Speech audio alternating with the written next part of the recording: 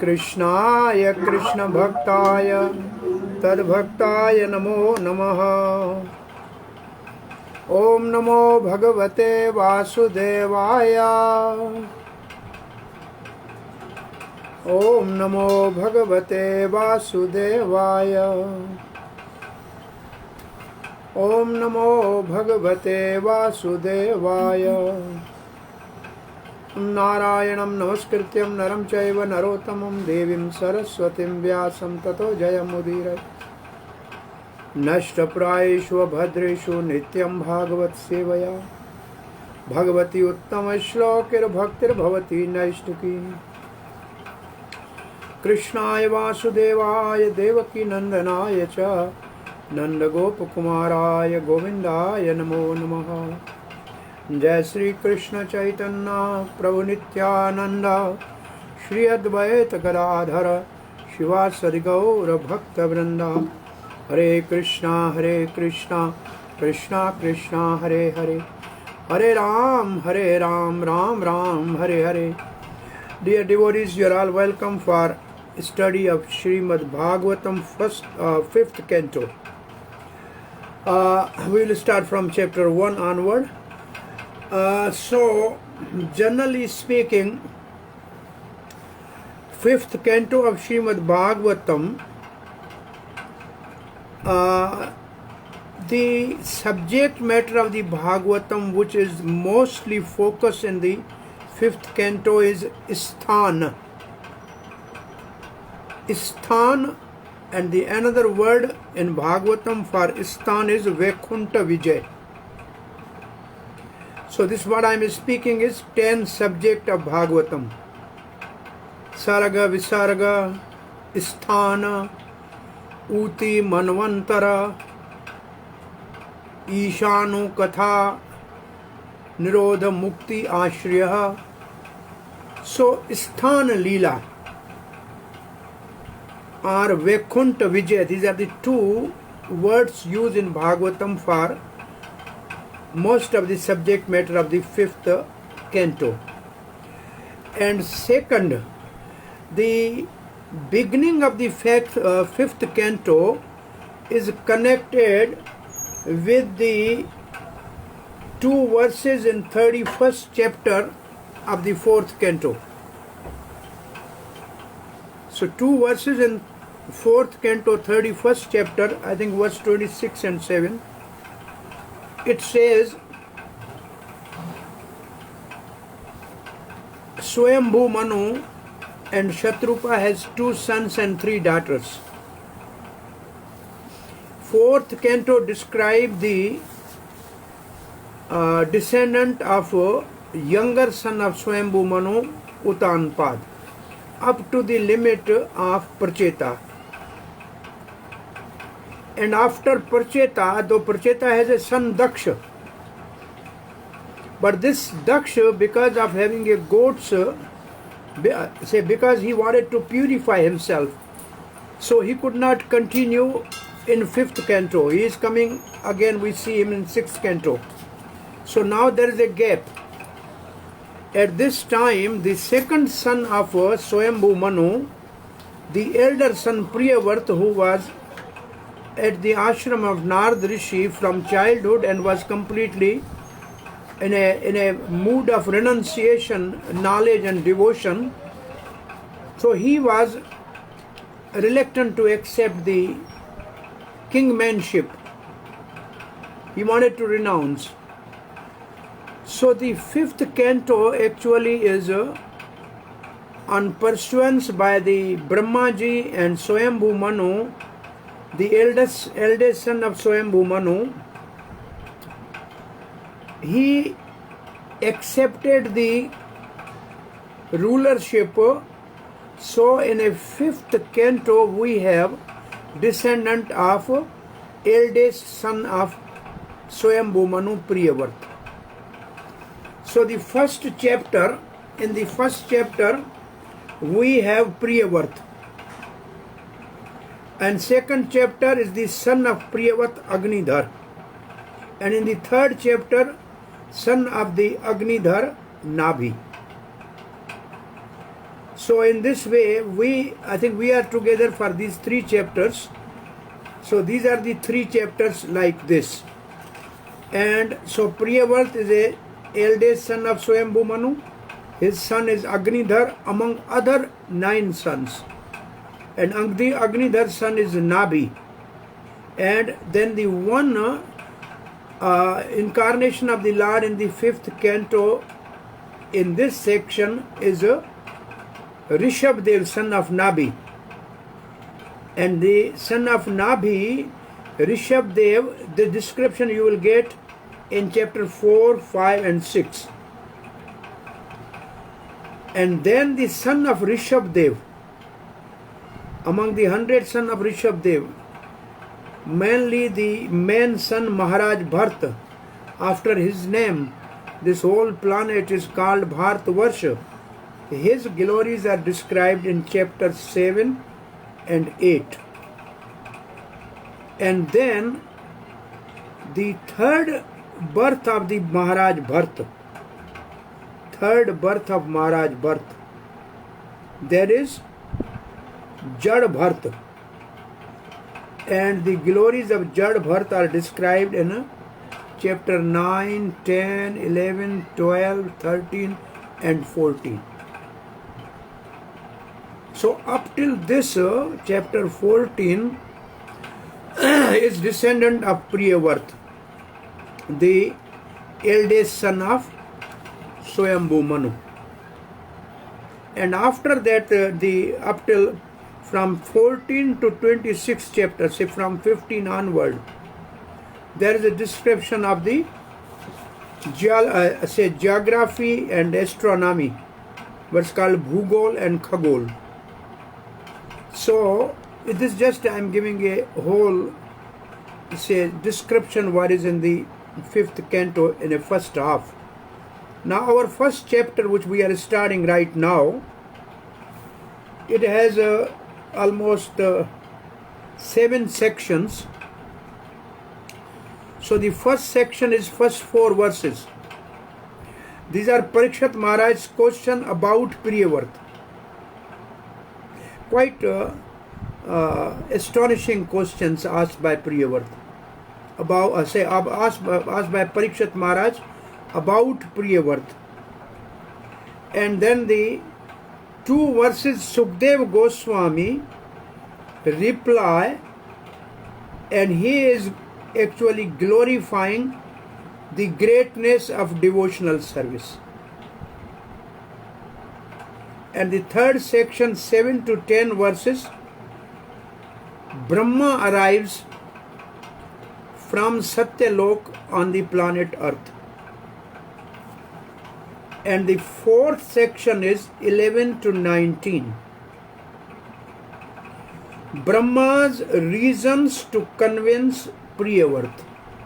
So Brahma started discussing with Priyavart and trying to inspire him to accept the order of his father and rule the planet.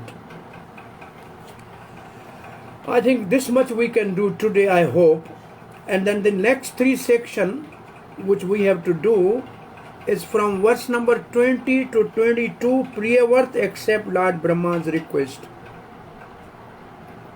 This section is very interesting in the sense that there are 2 authorities. Brahma is authority, Narad is authority as a spiritual master, and Brahma is authority as a, say, the highest person in the on the planet, and also a Sampradaya Parvartak or the founder. So how to really satisfy both, that is a very intelligent way to accept this thing. And then 23 to 35, next section 25, I say 23 to 35, Priyavart's rule. He accepted rulership, then he got married, and then he has wonderful activities and his descendants. And the last section 36 to 41, Priyavart's repentance and renunciation. So Priyavarta is only in this first chapter. So now we are starting first verse. Is it okay? Anybody has any question? I just gave the introduction, a little bit about this section. Is it all right? Yes, sir. Yeah, summary of the half of the 5th canto up till chapter 14. And then what is in the chapter first, the section of the chapter first. So we are starting the connection between chapter 4 and 5. I think we will find exactly verse chapter 31, verse 26 and 27. So I am reading the first verse. Rajo Vacha Priyavarto Bhagavatatma Rama Katham Munne Grahe Aramattaha Yanamula Karma Bandha Prabhavaha. So this question in this is the verse. Bhagavat Atmaram is most important word which Srila Prabhupada has given purport. Bhagavat Atmaram, like the Supreme Lord, he is also satisfied in his own self. This is one word. The second word is, this is a question with astonishment, how he accepted the household life. What is wrong with household life? Karma bandha prabhava. So the word prabhava, Srila Prabhupada has translated the defeat of one's human mission.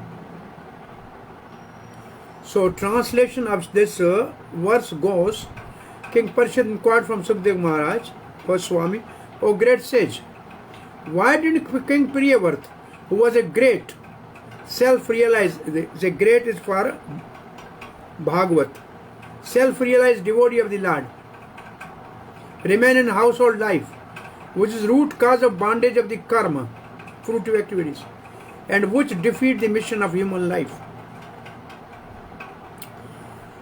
I have this here, Chakravarti Kapad's commentary, and then we can see how Srila Prabhupada has really given all the details from the previous acharyas. So, Chakravarti Pad writes the whole description of this 5th canto. And Chakravarti Pad starts by offering his own Mangalacharan, offering respect to Guru and Krishna, the ocean of mercy. I take shelter of Sri Shukdev Goswami, the eye for the universe and master of the worlds. I offer myself and everything I possess to Krishna, the life of the gopis and the controller, for service to his dear devotees. So this is the prayer or Mangalacharan of Vishwanath Chakravarti Thakur. So we simply ourselves repeat the same thing to grasp and understand the message of Bhagavatam. So Guru and Krishna, and then Sukdev Goswami, and then specifically Krishna Gopi Jana Vallabha or Gopinath. And why we are doing this? We are doing this as a service to the devotees, dear devotees, because we study this to propagate the mission of Mahaprabhu. So, the first 3 chapters tell the story of Priyavarta, Agnidhar and Nabhi. 3 chapters describe Rishabh next, and the 8th chapter describe Bharat. 1 chapter describe the story of the king Gaya. 4 chapter describe Jambu Dweep, its mountain and trees. So this is next section after chapter 14. 2 chapter describe Zwaroik and 1 chapter describe Dhruvalok. 2 chapter describe many places below the sun. 1 chapter describe hell. In this canto, the geography of the universe, or Sthan, that is the topic. Sthan. where the Devatas, men and demons reside and its protection by the Devatas are described. So Chakravarti Pad has given the full summary of the whole canto's chapters. The first chapter describes how Priyavrata, following order of Brahma, ruled the kingdom, and then after giving it up, attained the Supreme Lord. So this is the substance of the first chapter. Hearing that Priyavrata first renounced and then accepted material enjoyment. This is a little strange. First you accept renunciation, then you again become attached to the household and become a ruler. This is a little astonishing. So this is 431, 26 and 27, which is actually the connection between the two chapters. Parikshit was surprised. He thus asked a question. He was a devotee. Parikshit was, the Priyavrata was a devotee and an Atmaram. Like you, means you Sukdev Goswami. Sukdev is Atmaramastu Munyo. He is among the Atmarams. How could he enjoy family life, which is cause of yan Mula? Mula means cause of bondage to karma, and defeat even the pure person like Mem. Pure defeat the mission of a human life, of a pure person like Priyavrata. So Srila Prabhupada's purport now we are reading. Srila Prabhupada is giving the connection of the first chapter of the 5th canto with the previous chapter. In 4th canto, Srila Sukdev Goswami explained that Narad Muni perfectly instructed King Priyavrata about the mission of human life. It means Priyavrata from the childhood was under the training of Devrishi Narad, and he learned the mission of the human life. And the mission of the human life is, Prabhupada writes in a Bhagavad Gita mission, a statement of the Krishna for the human life is Manmana Bhavamad Bhakto Madhyaji Mam Namaskuru. The mission of human life is to realize oneself. Prabhupada writes, what is the mission of human life? To realize oneself and then gradually go back home, back to Godhead. So how can we realize ourselves and go back to Godhead? We realize ourselves that we are eternal servant of Krishna, and then we act according to that relationship. That will enable us to go back to Godhead. Since Narada Muni instructed the king fully on this subject, why did he again enter household life, which is the main cause of material bondage? Maharaj Parikshit was greatly astonished that King Priyavrata remained in household life, especially since he was not only a self-realized soul, but also a first-class devotee of Lord Bhagavat. A devotee actually has no attraction for household life, but surprisingly, King Priyavrata enjoyed household life very much. The reply is that in household life, one becomes bound by result of fruitive activities. The sense of household life is sense enjoyment. And as long as one engrosses his mind in working hard for sense enjoyment, one becomes bound by reaction of fruitive activities. This ignorance of self-realization is the greatest defeat in the human life. So what is Prabhava?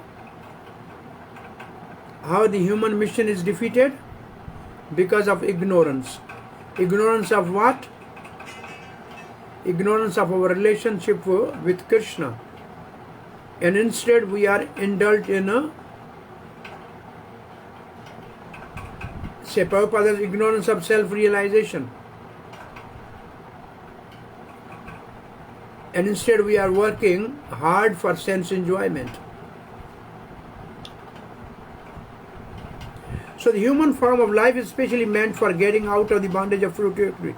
But as long as one is forgetful of his life's mission, again, so I think one small note you should write based on this verse. What is the mission of human's life? What is the human life's mission? What is the mission of the human life? And how it is defeated if one is not actually self-realized. So make a small note on your own based on this verse and purport. What is the mission of the human life? So forgetful of his life's mission and acts like an ordinary animal, eating, sleeping, mating and defending, but he must continue his conditional life of material existence.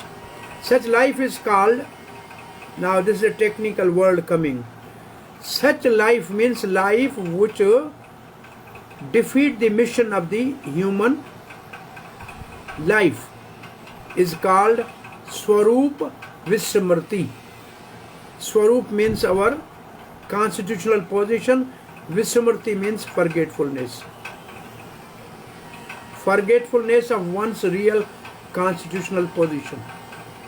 So this word must come in our small note about mission of human life. It should not be Swarup Vismrti, it should be Swarup Smrti. Therefore in Vedic civilization, one is trained in the very beginning of life as brahmachari. The brahmachari must execute austerities and refrain from sex indulgence. Therefore, if one is completely trained in the principle of brahmacharya, he generally does not enter household life. He is then called Naistiki Brahmachari. So what is Naistiki Brahmachari? After 25 years of brahmacharya, if he continues as a brahmachari, he is called Naistiki Brahmachari. But those who are not able to continue, the Guru may give them permission to marry and they enter a regulated household life. Naistiki Brahmachari, which indicate total celibacy. King Parikshit was thus astonished that great King Priyavrata, though trained in the principle of Naistik Brahmachari, enter household life. Now Srila Prabhupada, this is Srila Prabhupada's journal. Whole this paragraph is only describing the word Prabhava, mission of human life and how it is defeated. Now Srila Prabhupada is studying Bhagavat Atmaram. From the verse Prabhupada is taking, the word Bhagavat Atmaram is very significant in this verse. If one self-satisfied, as is the Supreme Personality of Godhead, the Supreme Lord is called Atmaram. Krishna is Atmaram. So similarly, if one is self-satisfied as Supreme Lord, he is called Bhagavat Atmaram. So Bhagavat Atmaram is one who is self-satisfied. There are different types of satisfaction. Karmis are satisfied in their fruitive activities. Jnanis are satisfied to merge into the effulgence of Brahma. And devotees are satisfied to engage in the Lord's service. So Bhagavat Atmaram is satisfied in serving the Lord. The Lord is self-satisfied because he is fully opulent. And one who is satisfied by serving him is called Bhagavat Atmaram. So again, Bhagavat Atmaram, you write a small note and define what is Bhagavat Atmaram. This is the next homework for you. Define Bhagavat Atmaram. So by now you have two small notes to write as a homework. What is the mission of human life and how it is defeated? And what is Bhagavat Atmaram? Is fully So Bhagavad Gita says one who is satisfied is called Bhagavat Atmaram Manushyanam Sahasreshu. This full verse. So in the end it says one who knows Krishna is Bhagavat Atmaram.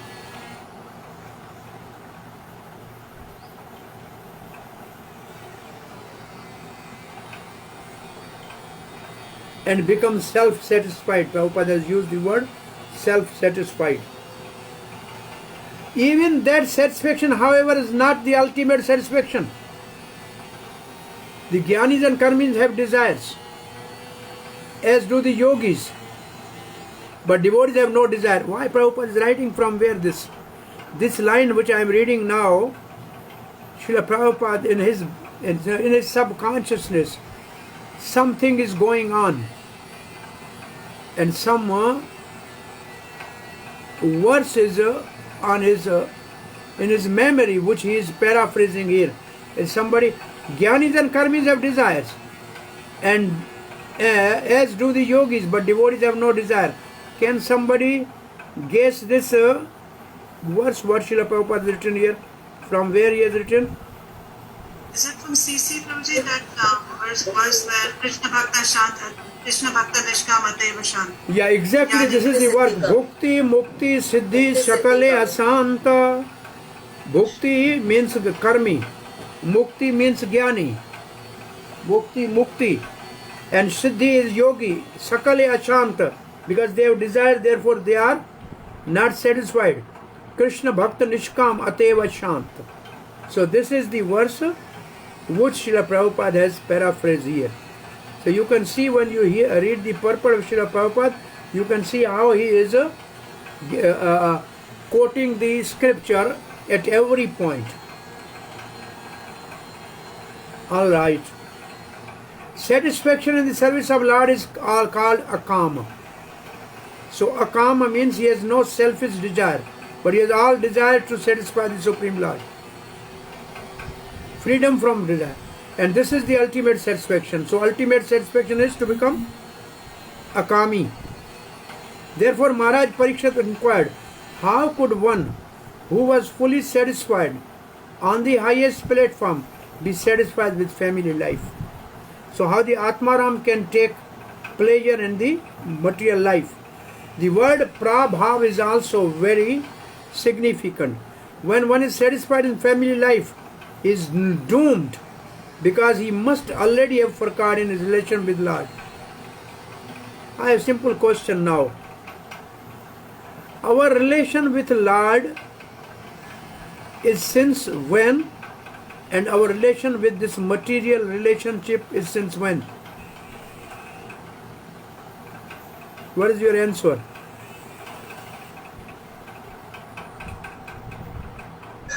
Yes? The Lord is eternal, and when we forgive the Lord. Antaranga Tulsi Devi, what you are saying? Tell. And Shama Priya, both have hands up. Tell. Krishna Prabhu.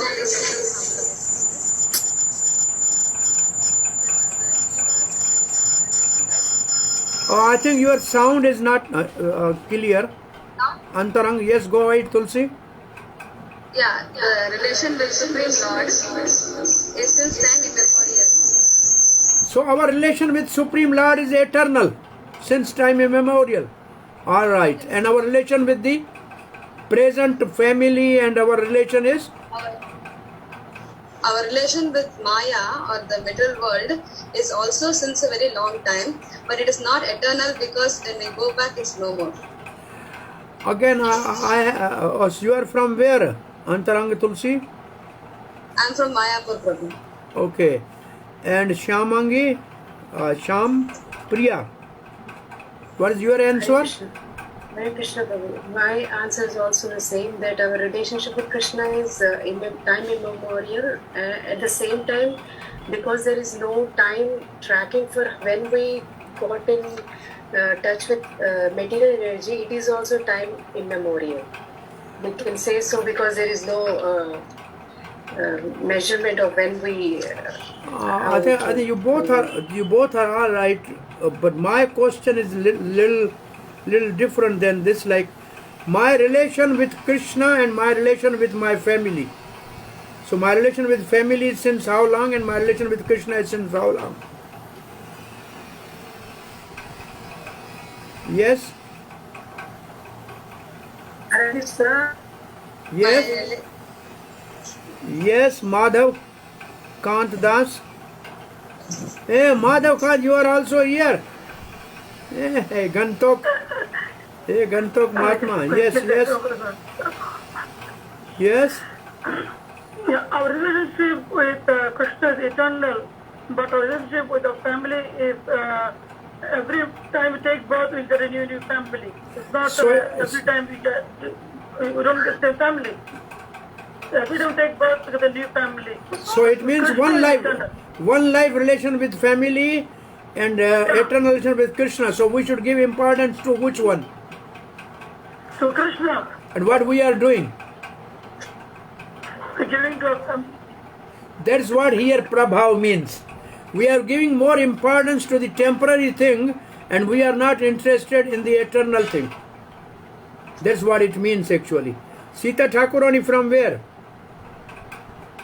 Krishna Prabhuji. My voice is coming. Yes. Noida, Prabhuji. You are from? Noida. Oh, Noida, all right. So you had a hand up. You want to say something? I have same opinion, Prabhuji, that our relationship with Lord is eternal, but our family life or material relationship is temporary. So how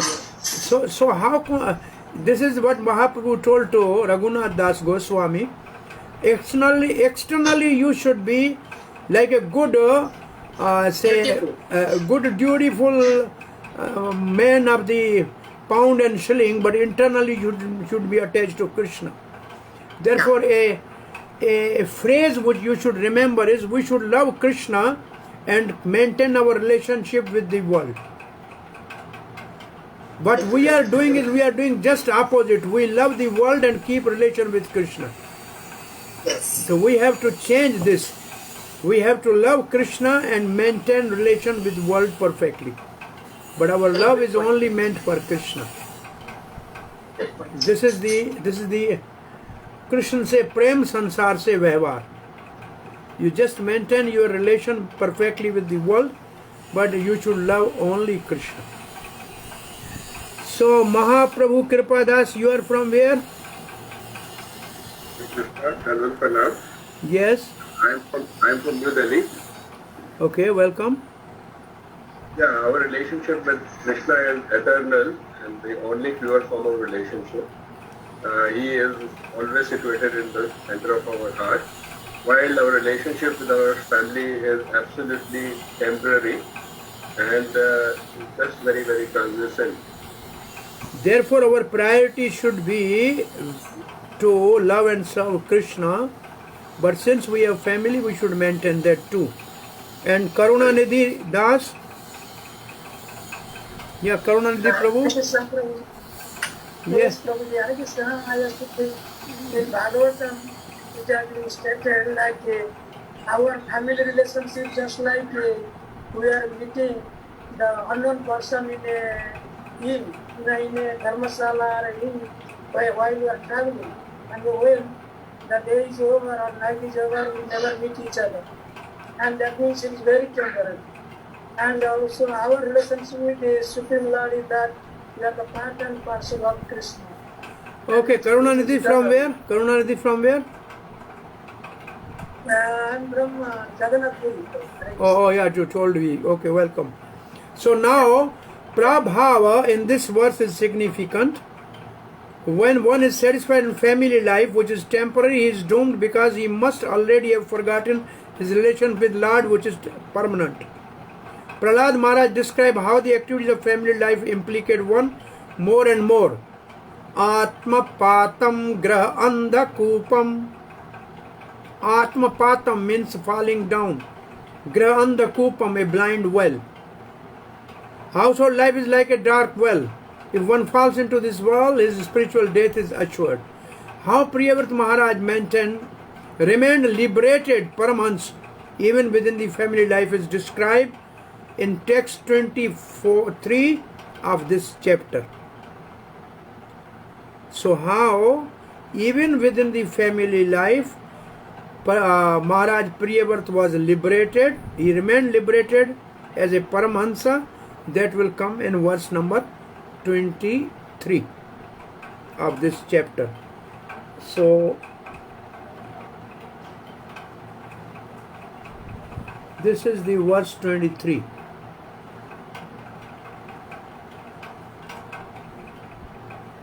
Following the order of the Supreme Personality of Godhead, Maharaj Priya fully engaged in worldly affairs. Yet he always thought of the lowest feet of Lord, which are the cause of liberation for all material attachment. Although Priyavrata Maharaj was completely freed from all material contamination, he ruled the material world just to honor the order of his superiors. So this is the answer. Thus Priya, the master of the earth, preoccupied with performance of the karma, by the desire of the Lord, burned up all impurities in his heart by realization, through the constant meditation on the lotus feet of the Lord, who display clear power to destroy the bondage of the whole universe. Though he was completely pure, respect for him increased by his ruling the earth, because he followed the order of Brahma. So this verse answers the question posed in the first verse. How did Priyavrata enjoy household life?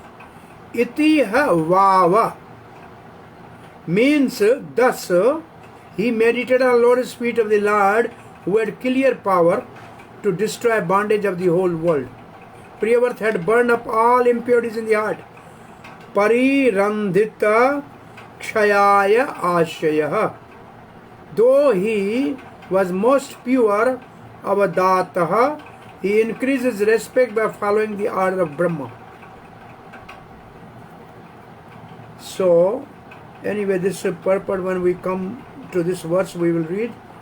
But this is the answer to the first verse. Is it okay? We are going to the verse number 2. Parikshit is further asking, Nanonam mukta sanganam tadrishanam dvejarshaba Greshu abhinivesho ayam punsham bhavitum aharati. Nanunam mukta sanganam, those who are completely liberated, who are free from attachment. Definitely. Tadrisham means like Maharaj Priyavrata. Dveja Rishabh is addressed to the Sukdev Goswami. Greshu Abhiniveshu, how he entered into the Grast life. And how devotees are certainly liberated persons. Therefore, greatest of the Brahman, they cannot possibly be absorbed in family affairs. Being a devotee, such attachment is not possible. Srila Prabhupada's purport. Srila Prabhupada purport is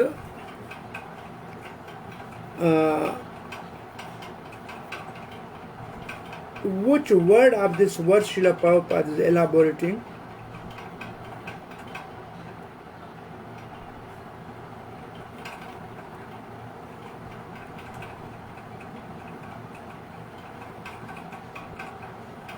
We have to figure out. In Bhakti Rasamrita Sindhu, Prabhupada starts. It is said that by executing devotional service to the Lord, one can understand the transcendental position of the living being and the Supreme Personality of Godhead. The Supreme Personality of Godhead cannot be understood by any means except Bhakti.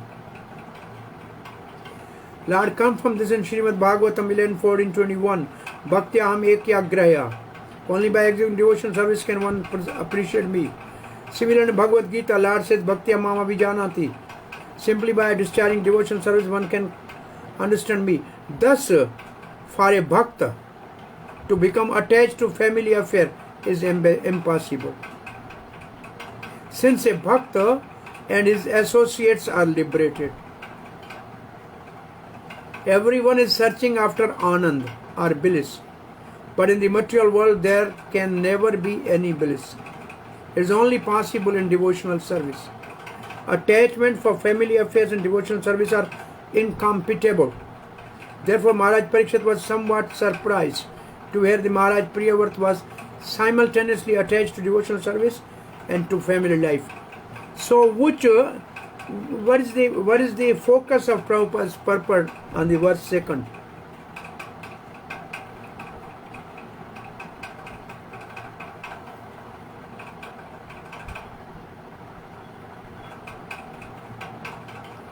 Mukta Mukta Sangana. Mukta Sanganam, those who are detached, who are devotee. Why they? How they are devotee?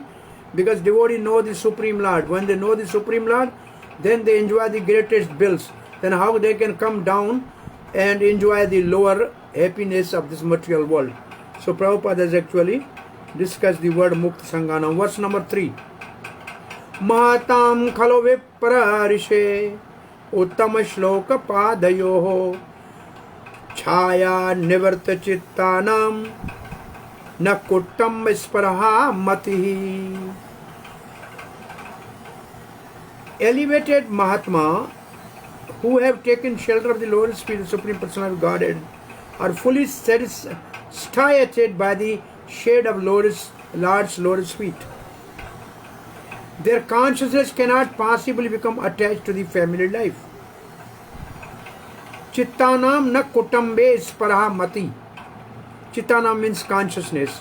Na kutambe spara, desire to be in family life. Mati, their intelligence or their consciousness. So, Vipra Rishi is addressed to Sukdev Goswami. Great soul whose minds are blissfully engaged in meditation on Lord Spirit of Lord, which extinguish sansar, are not so foolish to desire household life. The reason is that they are attached to the Lord. Those whose minds constantly engage in meditation on the Lord are blissful because of the shade of Lord's feet, which extinguish sansar, do not have the ignorance of matihi, of desire for family. Now Srila Prabhupada start the purport by beautiful song. The word lotus feet, Prabhupada has taken this one word when Prabhupada was reading the verse. Padayo chaya, Uttam shloka padayo chaya. So when Prabhupada was reading the verse and shlok, then he immediately remembered this bhajan of Srila Narottam Das Thakur. Nitai pada kamala koti chandara sushitala ye chaya e jagata judai. So Pada and Chaya, both words are there, so Prabhupada immediately quoted this verse. He described the shade of the lotus feet of Nityananda as being so nice and cooling that all materialists who are always in the blazing fire of material activities may come under the shade of his lotus feet and be fully relieved and satiated. The distinction between family life and spiritual life can be experienced by any person who has undergone the tribulation of living with a family. So this sentence is personal application. The distinction between family life and spiritual life can be experienced by any person who has undergone the tribulation of living with a family. So this you underline and you personally yourself evaluate that when you were in some spiritual yatra or in a spiritual sangha for a long time and then you are at home, what is the difference? Can you see the distinction between the two? One who comes under the shelter of Lord's feet of Lord never become attracted by activities of family life. As stated in Bhagavad Gita, Param Dishtvan Nivartate. One gives up lower engagement when he experiences the higher taste. Thus one becomes detached from family life as soon as he comes under the shelter of Lord's feet of Lord. So why Prabhupada has written this bhajan? And then he has given us a glimpse. We should introvertly think the difference between the spiritual life and attached family life. There is a detached family life also. Now the last verse of the Parikshit's question. Sanchayo ayam mahan brahman daragar sutadisho shaktasya tadasiddhir abhot krishne cha mati achyuta. Sanchaya, I have a doubt. Great Brahman.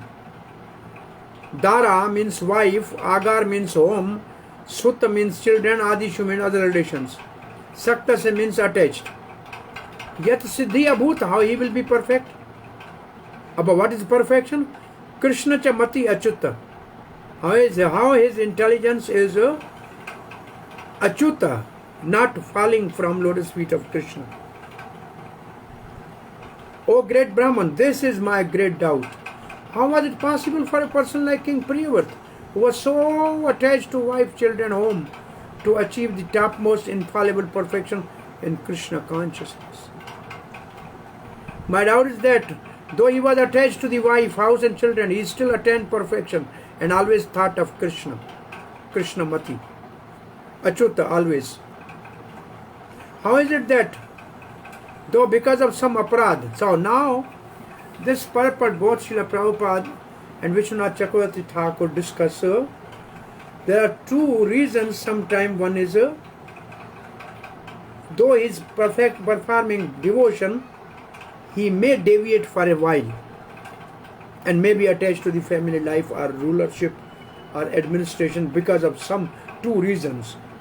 So how is it that though because of some aparad he become attached to household life, he still attained perfection and his attention did not waver for the Krishna? So next purport will give the two reasons for transient or temporary deviation from the path of bhakti. But this purport by Srila Prabhupada, King Parishat, wonder how a person so attached to wife, children and home could become a perfectly Krishna conscious. Prahlad Maharaj, now Prabhupada negating this. It's not possible. Matirna Krishna Parta Svatova. See, this is the Prabhupada's genius. The two words here is Mati and Krishna. And Srila Prabhupada immediately, this verse from Bhagavatam 7th canto is just shining in his intelligence. Matirna Krishna Parata Svatova. By somebody else's advice or by oneself. Mitho abhipadyayeta grah vartanam. Those who are attached to the family life by themselves or by somebody's advice, they will never become Krishna conscious. A graha varta. Graha vart means one who has taken vow simply to remain in house. Vart means taking vow. One who has taken vow to execute family life, family duties, has no chance to become Krishna conscious. Graha vartanam. This is because most graha vartas are guided by sense gratification and therefore gradually glide down to the darkest region of the material existence. Adanta gobi. Adanta means uncontrolled. Gobi means senses. Vistam tamisram, and they go to the hellish life. How can they possibly become perfect in Krishna consciousness? Maharaj Parishad asked Sukdev Goswami to resolve this great doubt. So how the Krishna, one become Krishna Mati Achyuta? So how one can have Krishna Mati Achyuta while living in a household life? That is a question. Sukdev Goswami is answering. These are verses are in a prose. Shukovacha Balam Muktam Bhagavata Uttam Shlokasya Srimad Charanara Vinda Makaranda Rasa Aveshita Chetaso. So Balam Muktam, because you saw what you said is true. This is very interesting. We learn from Krishna also and also from Sukdev Goswami. When somebody has a doubt and asks question, first we have to say you are right, your question is very good and what you said is true. Krishna said same thing to Arjuna when he said it's difficult to control mind. He said Asankhya Mahabhav Manodunaragam. It's not, you said very right. So this is the way actually the listener will open his mind and accept your suggestion. If you say your question is useless, then he will not listen. He will close the door of his mind. So Sukdev Goswami is saying, what you have said is correct. Very nice. The glories of Supreme Personality of Godhead, Uttam Shlok. who is praised in the eloquent house transcendental verses by such excellent persons as Brahma, are very pleasing to great devotees and liberated persons. One who is attached to the nectarian honey of the Lord's lotus feet, and whose mind is always absorbed in his glories, may sometime be checked by some impediment, but he still never give up the exalted position he has acquired. So, may sometime be checked by some impediment, and the purport is based on what are those impediments.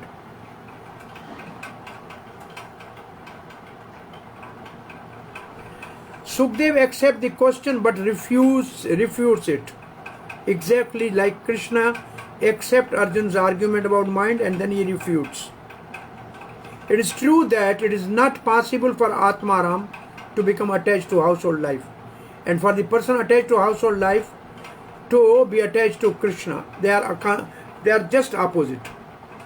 But you should not think that the great devotees of inconceivable character would ever even temporarily become attached to material things. That is expressed in this verse. Those whose minds are absorbed in Lord do not reject the topic of Lord, which are the most dear to the Paramahansas. Person related to the Lord, Bhagavata. Though the topics are somewhat interrupted, those topics are the path, Padvim, giving happiness to the devotees. Since that path, the devotee attend the Lord. But does the following verse not show there is an obstacle? So there is another verse from Bhagavatam 10:2. Tatha nate madhava tavakaha kvachid brashyanti marga tvai baddha sohirda tvaya abhiguptya vicharanti nirbhaya vinayaka anikappa murdhaso prabho. These are the prayers by the demigods to Supreme Lord Krishna in the womb. O Madhav, Supreme Person of Godhead, Lord of the Goddess of Fortune, Madhav, if devotees completely in love with you sometimes fall from the path of devotion, they do not fall like non-devotees, for you still protect them. Thus they fearlessly traverse the head of their opponent and continue to progress on the devotional service. True, the devotee does not have any obstacle arising from time and karma. This is very important line. Very important statement. Devotees does not have any obstacle arising from kala or karma. And when you are hearing this, is something coming in your mind from first canto?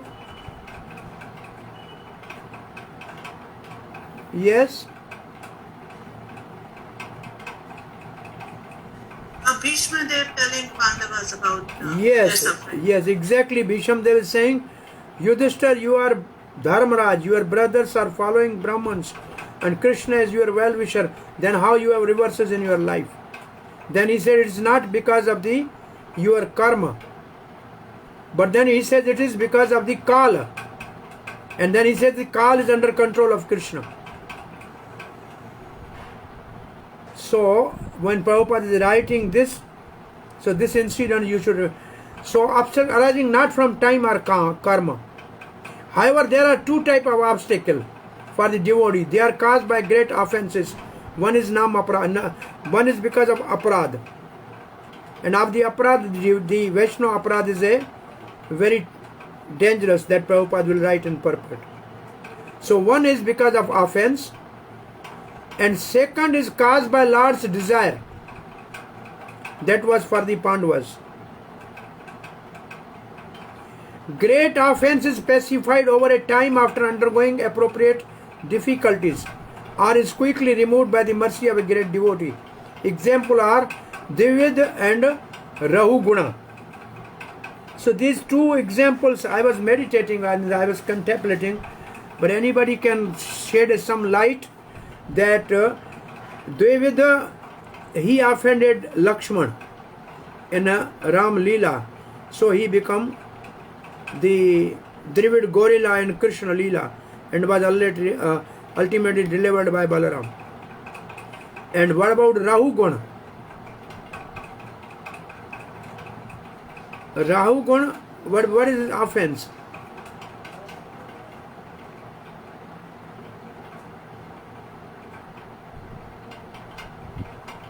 So can you repeat the question? I didn't get it.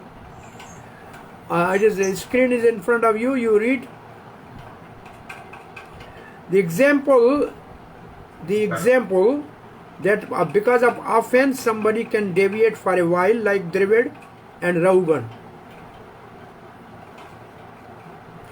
This example of second is by Lord's desire. By the Lord's desire means to teach proper conduct to the devotees, and the obstacle arising from Lord's desire only increases prem in the devotee. Example is Bharta, Maharaj Bharta.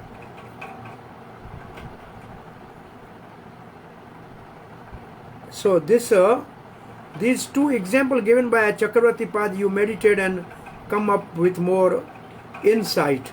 Anybody can say something? Srila Prabhupada has quoted Vishwanath Chakravarti Thakur and these two reasons, but he has not given these examples. Since Priyavrata did not commit offense, his obstacle arose by the desire of the Lord. The Lord taught his devotees by showing through adoration for a deer that the devotee should not have attachment. This is the quotation for Bharta. The Lord taught his devotee Bharta by showing through adoration for a deer that the devotee should not have attachment, though they may think such attachment is a good quality. So it should be understood in the case of Priyavrata that the Lord taught that the devotee should follow the order of superior, though it is not suitable for bhakti, by showing how Priyavrata followed the order of Brahma. So this is Chakravarti Pad's little more deep insight. Priyavrata was actually stopped from taking renunciation by Brahma because it was desire of Krishna. To teach the devotees to follow the authority is more important. So Dravid, I told you, he offended Lakshman. And Rahugan, anyway, you find out something. What I heard sometime is, well, somehow Rahugan has little offense towards Bharta, Maharaj Jad Bharta. So the Rahugan become next to Bharta as a deer. But that deer was the same deer which Maharaj Bharta was attached. So he has more inclination and mercy towards Rahugan, and he enlightened Rahugan. Anyway, to whom Rahugan offended, you find it out. Now Srila Prabhupada's purport. Srila Sukadeva Goswami accepted both of the king's proposition that a person who is advanced in Krishna consciousness cannot embrace materialistic life again, and that one who has embraced materialistic life cannot take up Krishna consciousness in any stage of his existence. He accepted both. Although accepting both these statements, Sukadeva Goswami qualified them by saying that a person who has once absorbed his mind in the glories of the Supreme Personality of Godhead may sometime be influenced by impediment, but he still does not give up his exalted devotional position. According to Srila Vishwanath Chakravarti Thakur, there are two kinds of impediment to devotional service. The first is an offense at the lower speed of Vaishnava. This is called Vaishnava Aparadha, and Sri Chaitanya Mahaprabhu warned his devotees not to commit Vaishnava Aparadha, which he described as a mad elephant offense. When a mad elephant enters a beautiful garden, destroys everything, leaving a barren field. Similarly, power of Vaishnava Aparadha is so great that even advanced devotee become almost devoid of all his spiritual asset. if he commends it. Since Krishna consciousness is eternal, it cannot be destroyed altogether, but advancement may be checked for a time being. Thus, Vaishnava aparadha is one kind of impediment to devotional service. Sometimes, however, the Supreme Lord, Personal Life Godhead, or its devotees desire to impede one's devotional service. For example, Prabhupada is giving other example. Hiranyakashipu and Hiranyakash were formerly Jay and Vijay, the gatekeepers in the Vaikuntha. But by the desire of the Lord, they become his enemies for 3 lives. Thus, the desire of Lord is another kind of impediment. But in both cases, the pure devotee, once advanced in Krishna consciousness, cannot be lost. Following the order of his superiors, Swayambhu, Manu and Lord Brahma, Priyavarta accepted family life. But this did not mean he lost his position in devotional service. Krishna consciousness is perfect and eternal, and therefore it cannot be lost under any circumstances.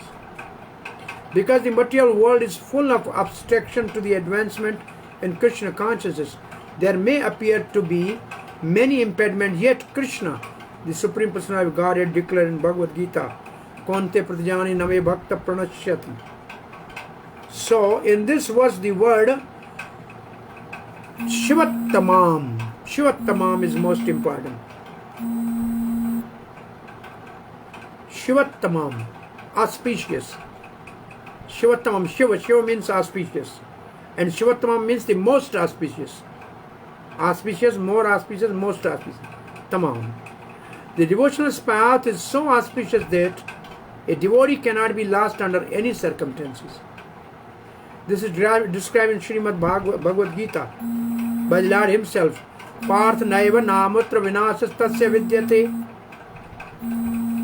Parth na iya na utra. My dear Arjun, for a devotee there is no question of being lost neither in this life or the next.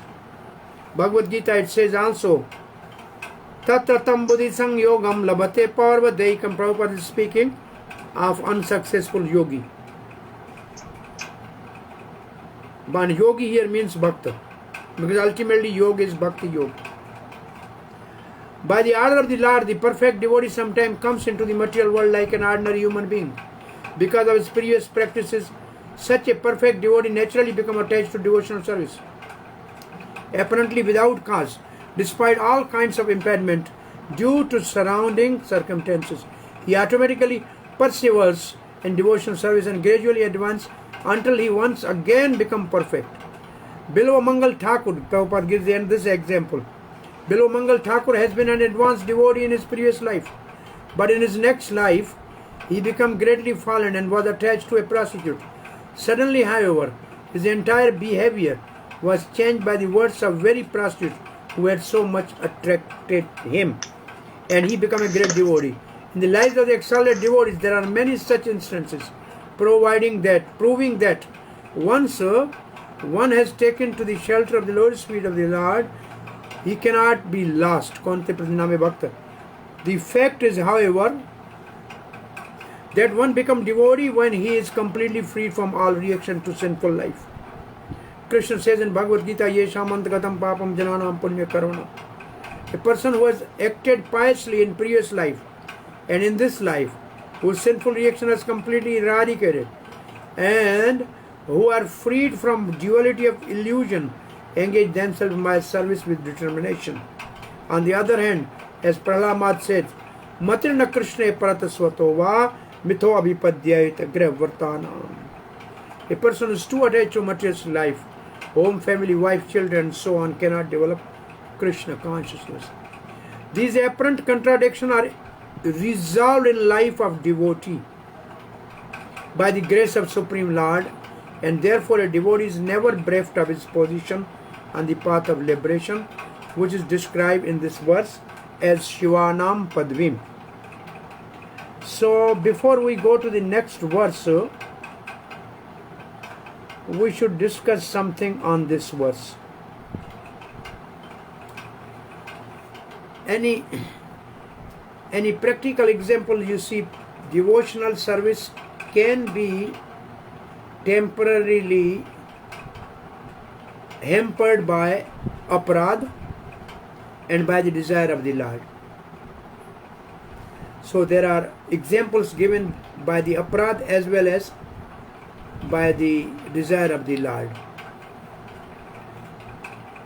Many Srila Prabhupada's disciples, they become devotees, they serve for a long time, and after Prabhupada left the planet, they slip down again in the world, but then they realize, well, Prabhupada was right, we were young at that time, could not understand, so they came back again at the end, back to the Krishna consciousness. So ultimately, says if the devotee who is, say, 5 years in a movement, if he somehow lasts for a few years, he come back, then you don't have to teach him how to wear dhoti and how to wear tilak and how to chant, because he already knows all this. So he will start where he left. So devotional services never last. So any question on this topic? I think you should make a note from this purport based on Srila Prabhupada's quotation of Vishnu Chakra. How there are impediment in the life of a devotee, and what are the two type of impediment, and what are the suitable example that you can give. Srila Prabhupada gave the good example of Bilomangal Thakur. Chakravarti Bhatt gave the example of Bharata, and other example of Raugan and Drivad.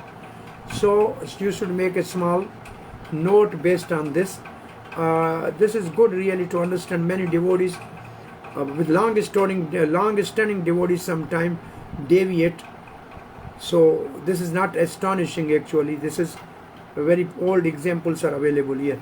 Anybody has any question or comment? Hare Krishna Prabhu. Yes. I have a question that how do we understand that there is Krishna's desire behind this when devotees sometimes may slip away? Well, usually for us, we should take it is always offense, that is the reason. Krishna's desires is only for some very specific devotees to teach something to the others. It means when they deviate, they become an example for the future, and their love for Krishna increases by that. This is one thing which is written, that those who are by offense, their love will not increase, but that those who have by Krishna's desire, their love for Krishna increases, and they become an example for other devotees, that they have actually deviated for giving us some teaching. Like attachment of deer by birth was teaching for the devotees that they should not be attached. Or attachment of the Priyavarth is to teach other, we have to follow the authority. So there are some reasons given for that. So can we understand that this is specifically for exalted devotees? It is only for those devotees who are already perfected in devotion. They only become example for others by the desire of Lord, and then they go back to where they were. Thank you so much. Hare Krishna. We are going slow, but anyway, I read whole purport. This is my slow way of discussing. Hare Krishna Prabhuji, can I ask one question? Yes, you have a Parikshat, and Gopi Kishori has always hand up. Yes. Prabhuji, my doubt is, like we read in Vishnu Chakravarti Thakur's purport, that in the case of Privrat Maharaj, the Lord wanted to teach that we have to follow the superior's advice, even if it is against devotional service or contrary to devotional service. So how do we apply that in our personal life when sometimes we may get instructions from the superiors which are not like favorable for our bhakti? If you can comment. Once Srila Prabhupada saw a baby crying. He asked, whose baby is crying? Said, so and so Mataji. Where is she? Oh, she is doing deity worship. Prabhupada called the Mataji. He said, you have to take care of the baby. Deity worship somebody else will take care of. So you should take care of the babies, which is your first responsibility. So it appears apparently Prabhupada is asking her not to do deity worship, which is one of the most important limb of bhakti. But it does not mean that Prabhupada is stopping his from bhakti, but is giving him the responsibility of the children. If you are married, you take care of children. So this is the example in Prabhupada's own teaching. Anyway, 2 more hands are up. I can hear the question. I have just turned some button off and on. Hare Krishna, Dandavat Pranam, Prabhuji. Yes, go ahead. Yeah, Prabhuji, in the case of like the example given by Vishwanath Chakrabarti Thakurji, that Rahuguna and Divid Banara, can we understand like Divida, he offended Lakshmana, and then Rahuguna, like you said that he was the deer at the time of Bharat Maharaj who attached to the deer. And because of Bharat Maharaja was attached to the deer, that's why he later on become king and got association of Jad Bharat, because Jad Bharat never talked to anyone about his knowledge, but he talked to Rahuguna. This is only I heard and I read somewhere. Not maybe I don't know. Some you can find it, but I read this one. So when I was reading this example, this is only coming in my mind. But actually, it is not very clear what offenses Rahugana has done. Definitely, Okay, he offended. Definitely offended the Jad Bharat. Oh yes, because he said that I will give you some punishment if you don't he stop did. this. He did. Okay, thank you. Yeah, Sitarani, what is your question? Prabhuji, I have a comment on what Parikshit was saying. Yeah. That sometimes we may have attachments which may seem Krishna conscious, but they are actually attachments which we need to break to progress further. Like, for example, we see in case of Yudhishthira Maharaj, he was attached to speaking the truth, but it is not really considered, progressive for devotional service if that is not Krishna's desire. So, and also we see that I've seen in practically that there was this devotee who was really attached to being renounced, like, leading a renounced life, and her Guru Maharaj forced her to marry a rich guy. Because he said that you are so attached to being renounced that it is going to become an impediment in your Krishna consciousness. So sometimes what may seem like an impediment is actually, a way to progress further.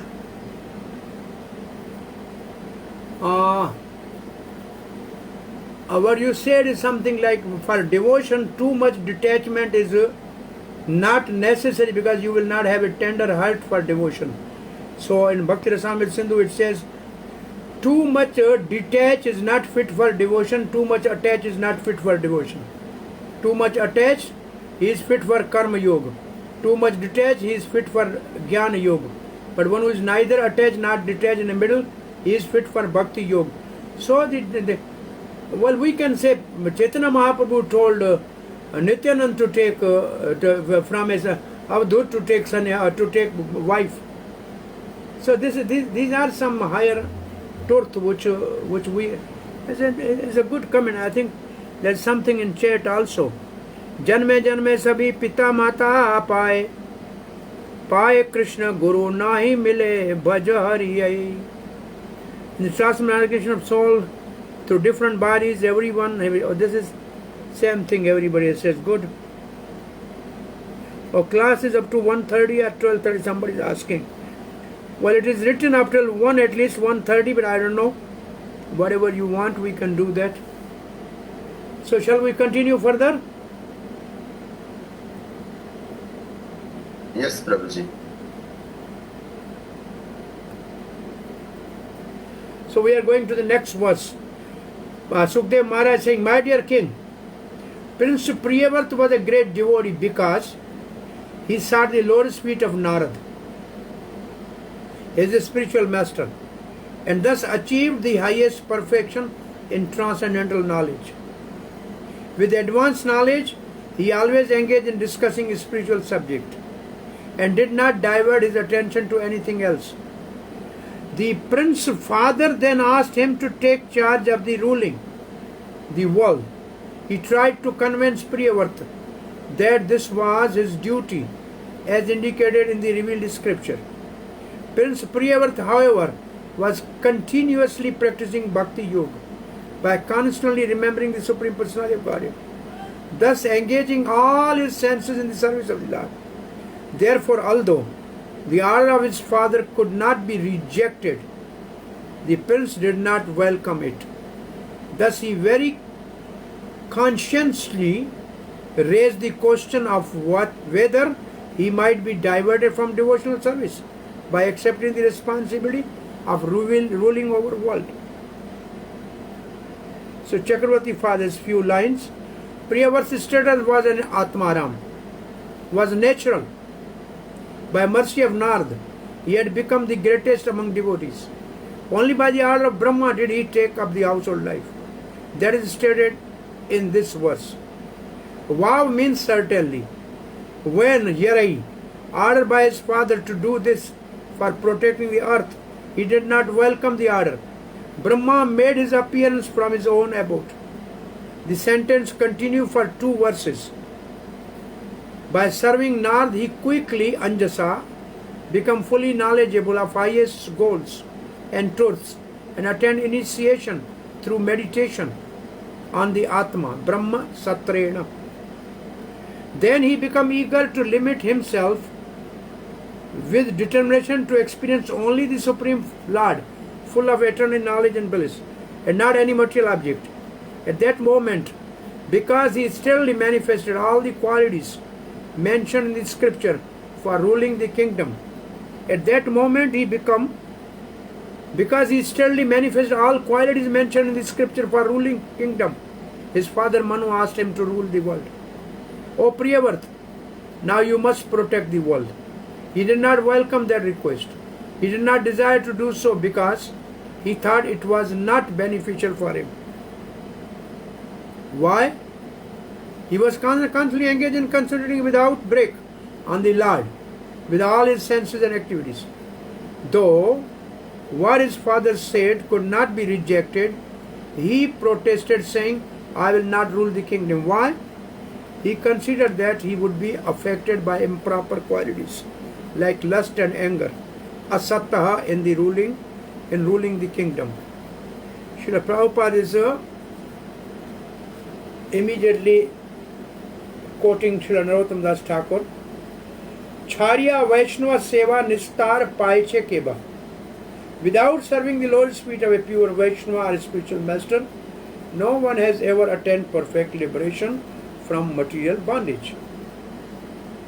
Prince Priyavarta regularly served the lotus feet of Narad, and thus the prince perfectly understood transcendental subject in truth, Sat Tattva.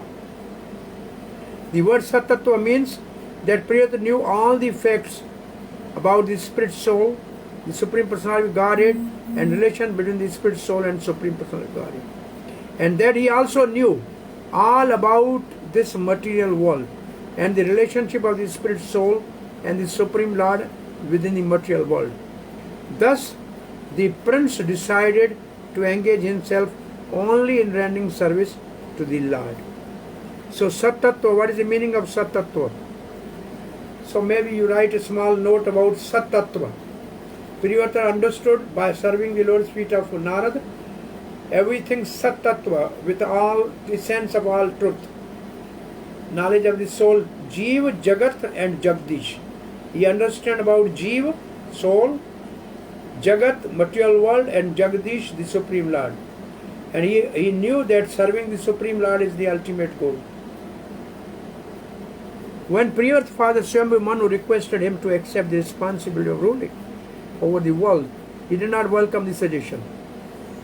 This is the symptom of a great liberated devotee. Any other example you have where the father told somebody to do something and they have not accepted that? Brahma to 4 Kumaras. 4 Kumaras. Brahma to 4 Kumaras, yes. And Yadu and Yayati. Yes, and Yadu to, Yayati to Yadu and other. Okay. Some other? Maybe Prahlad also can be example. Hiranyakashipu to Prahlad. Yeah, he did not follow what Hiranyakashipu wanted him to know, the demonic dharma, artha, kam, moksha. So you are not interested in this, what is called sham, down, danda, bhed, all this politics. You are not interested. Yes.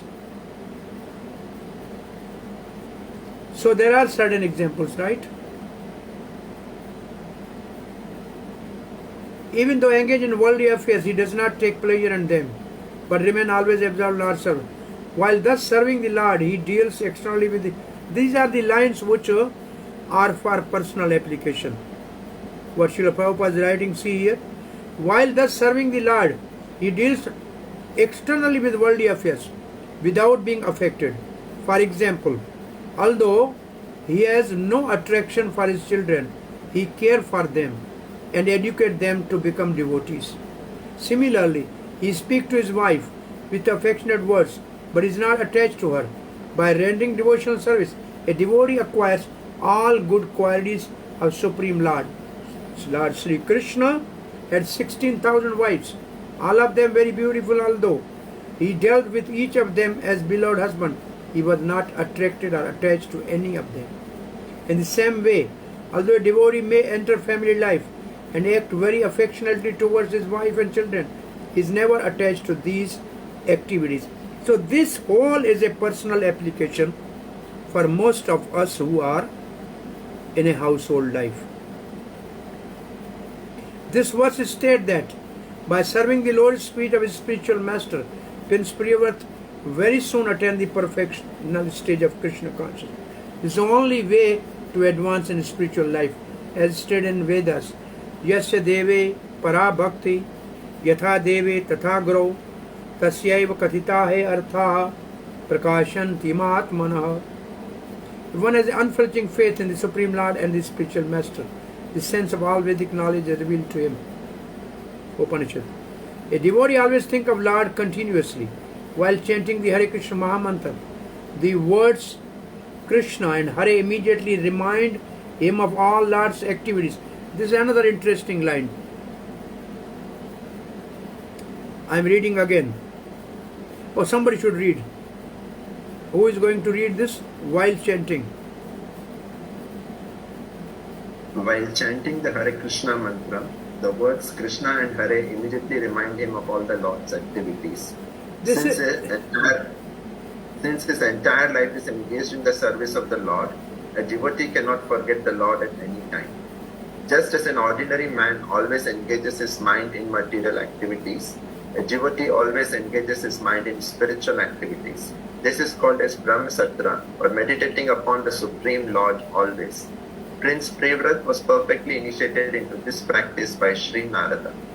So again you write a note about what is called Brahma Satra. What is Brahma Satra? The Brahma Satra means always meditating on the activities of the lotus feet of the Lord. Srila Prabhupada, what Srila Prabhupada is writing, this chanting Hare Krishna will one day reveal all the pastime of Supreme Lord within the heart of a devotee. And the heart of a devotee become television, and he can see the different pastime of Supreme Lord, because this mantra is like a seed.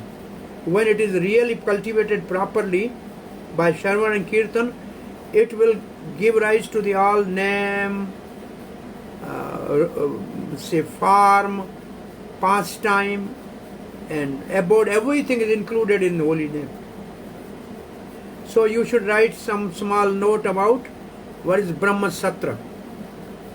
Verse number 7. Sri Shukdev Goswami continues.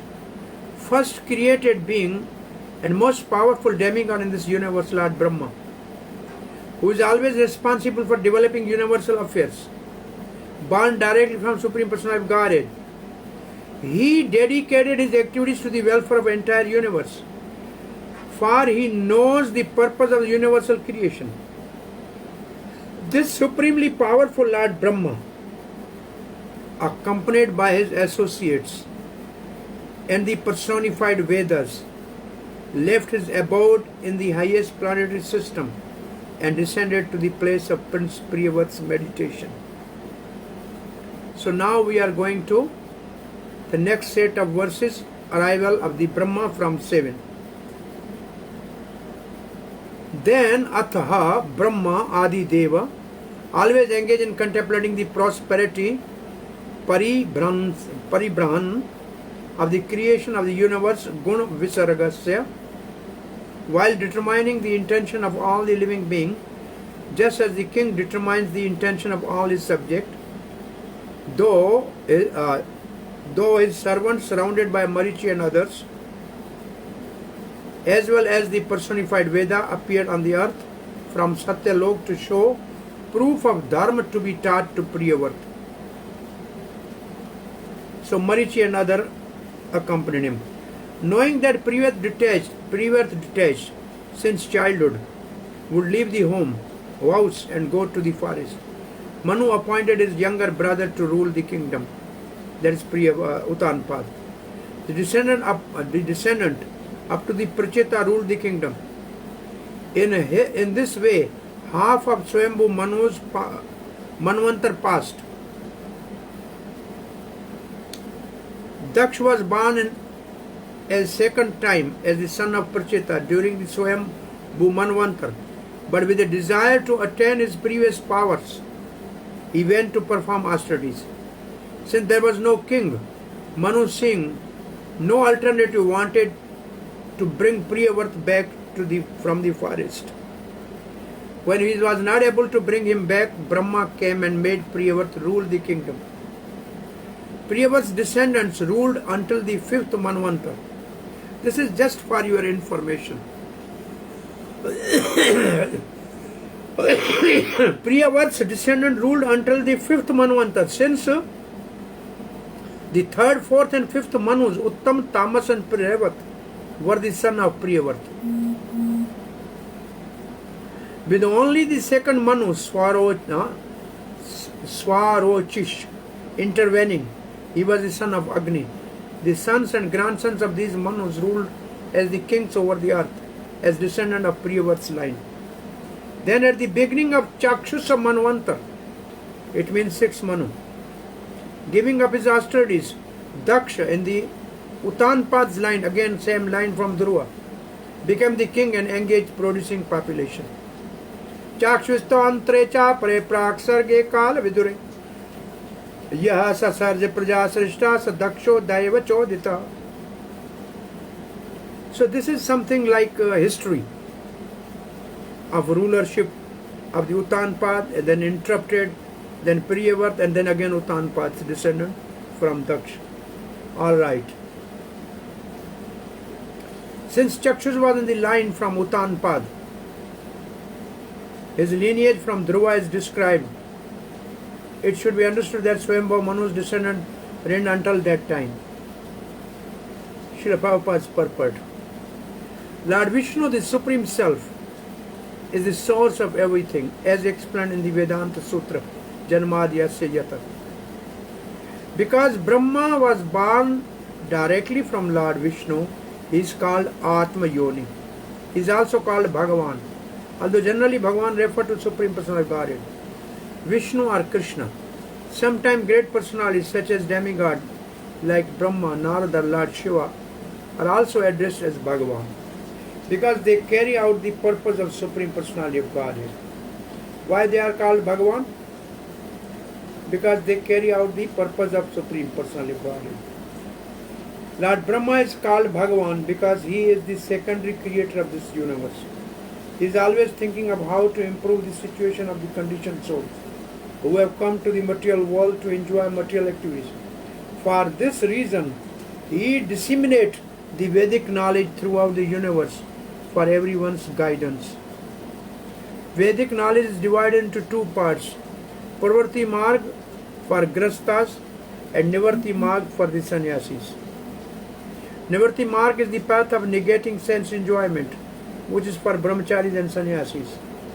And Pravarti Marg is a path by which living entities are given a chance to enjoy and at the same time are directed in such a way that they can go back home, back to Godhead. And there is Grasta. Because ruling over this universe is a great responsibility, Brahma must force many Manus in different ages to take charge of universal affairs.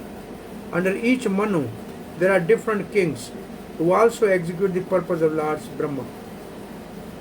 It is understood from the previous explanation that father of Dhruva Maharaj, King Uttanpada, ruled over the universe because his elder brother Priyavrata practiced austerity from the very beginning of his life.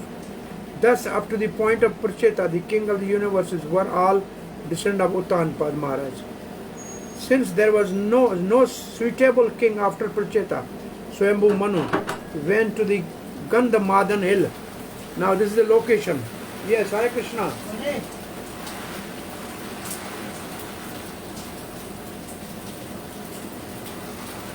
One minute,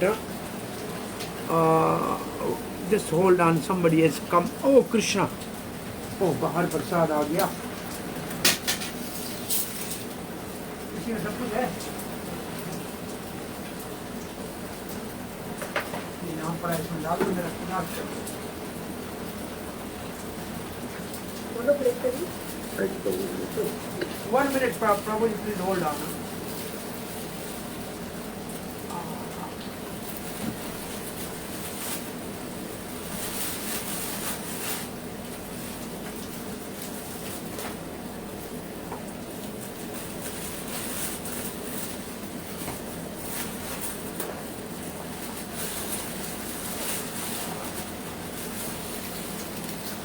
Yes.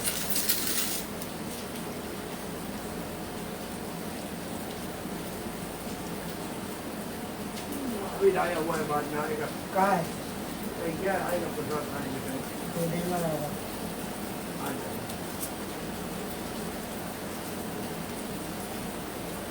यहाँ पे चलेगा? ये इसमें डाल दो. ये इसमें डाल दो एकदम. इसमें ये हमारा प्रसाद special.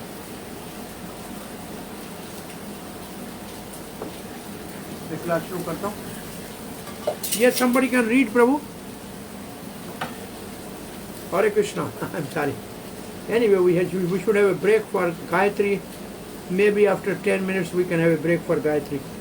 Please, where I left, can somebody... Gandhamadan hill. Anybody has idea where is this hill?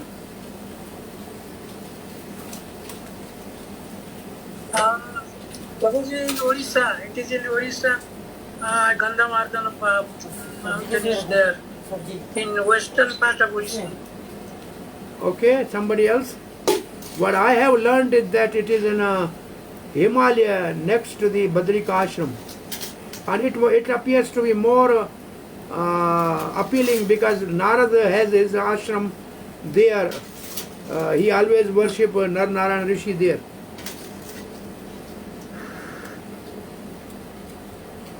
And Prabhuji, someone just say also that Tirupati is in Gandhamardhan.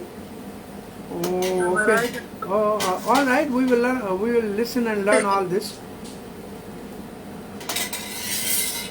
Okay. Amrita Sakhi Mataji, maybe you can start taking a reading and then we can follow the list alphabetically. Okay, Hare Krishna. Shall I continue, Prabhu? Yes, Mataji, you can start, and whenever Prabhu says to read, everybody can follow in the alphabetical order. Thank you. Yeah, please, please.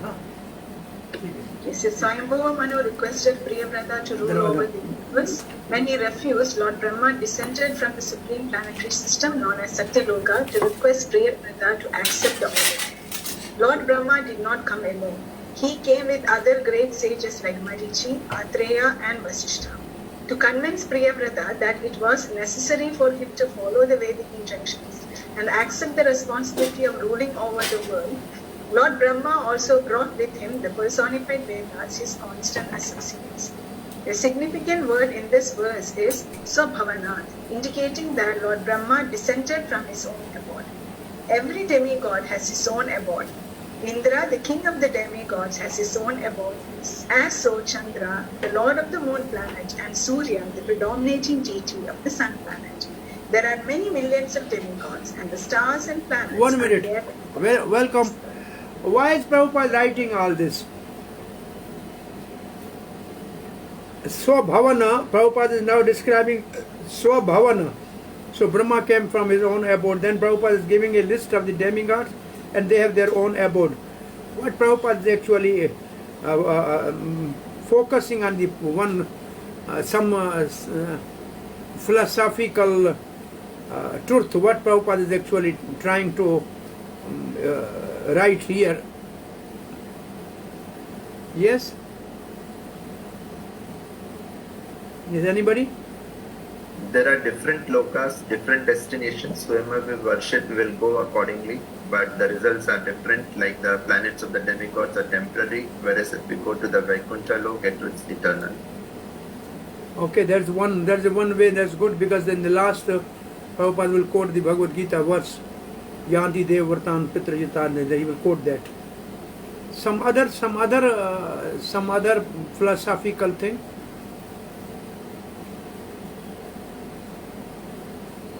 That nothing is impersonal. There is a abode, there is a person presiding over there. So when everywhere there is a person and there is a abode.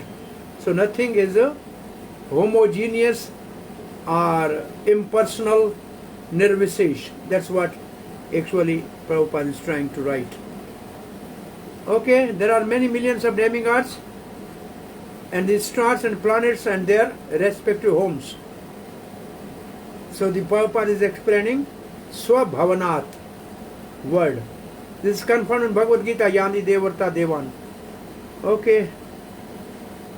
Satyalok is Samrahad. Now, these few lines.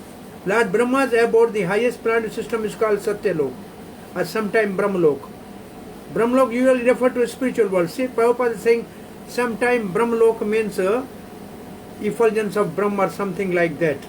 The abode of Lord Brahma is Satyalok, but because Lord Brahma resides there, it is also sometimes called Brahmalok. So there may be sometime Brahmalok may have a different connotation. So Prabhupada is just clearing that. We are going to the verse number 8. So now Brahma has come.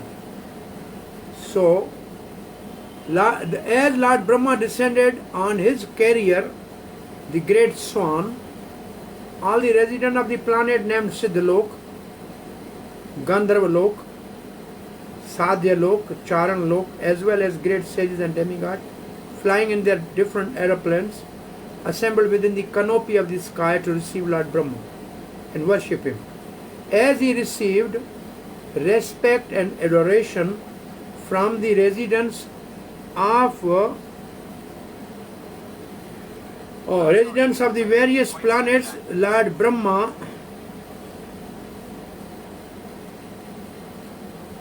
appeared just like a full moon surrounded by illuminating stars. Lord Brahma's great swan then arrived at the border of Gandhamadhan hill and approached Prince Priyavat, who was sitting there. So by now we have three places Gandhamadhan. Somebody said the Tirupati hill is Gandhamadhan. Somebody said somewhere in the Odisha there is a Gandhamadhan. And I said something, Gandhamadhan Parvat is somewhere in Himalaya near Badrika Ashram. Well, everything is true in one sense, because sometimes the things in a different kalpa has a different geographical location. So any by Gandhamadhan Parvat. So Chakravarti Pai, this verse describes Brahma's spectacular appearance on the earth. And Srila Prabhupada's purport is interplanetary travel. Saha referred to Brahma, he was worshipped by the chief Parivrdhai. Okay, Srila Prabhupada writes something. Now somebody should read. Yes. Next person. It appears from this description that there is regular interplanetary travel between the planets of the demigods. Another significant point is that there is a planet covered mostly by great mountains, one of which is Gandhamadhana hill. Three great personalities, Priyavrata, Narada and Swayambhu Manu, were sitting on this hill. According to Brahma Samhita, each universe is filled with different planetary systems, and each system and every system has a unique opulence. For example, on Siddhaloka, all the residents are very advanced in the power of mystic yoga. They can fly from one planet to another without airplanes or without other flying machines. Similarly, the residents of Gandharva Loka are expert in musical science, and those on Sadhya Loka are all great saints. The interplanetary system undoubtedly exists, and residents of different planets may go from one to another. On this earth, however, we have not invented any machine that can go directly from one planet to another, although an unsuccessful attempt has been made to go directly to the moon. Okay, so what Srila Prabhupada is saying, there's an interplanetary travel was there earlier. Now we are going to verse number 9. Lord Brahma, the father of Narada Muni, is the supreme person within this universe. As soon as Narada saw the great swan, he could understand Lord Brahma had arrived. Therefore, he immediately stood up, along with Swayambhu Manu and his son Priyavrat, whom Narada was instructing. Then they folded their hands and began to worship the Lord Brahma with great respect. Narada recognized him by the swan carrier. And Pita Putra Bhyam means Manu and Priyavrat. Srila Prabhupada's purport. Yes, somebody should read this small purport.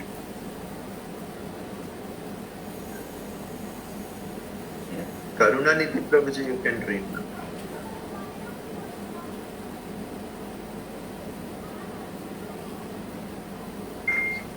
And this is the text number 10. Yes. My dear King Parikshit, because Lord Purport no. 9, Prabhuji. No, sound is not clear. As stated in the previous verse. Sorry, the translation. Read as stated in the previous verse. Lord Brahma was accompanied by other demigods.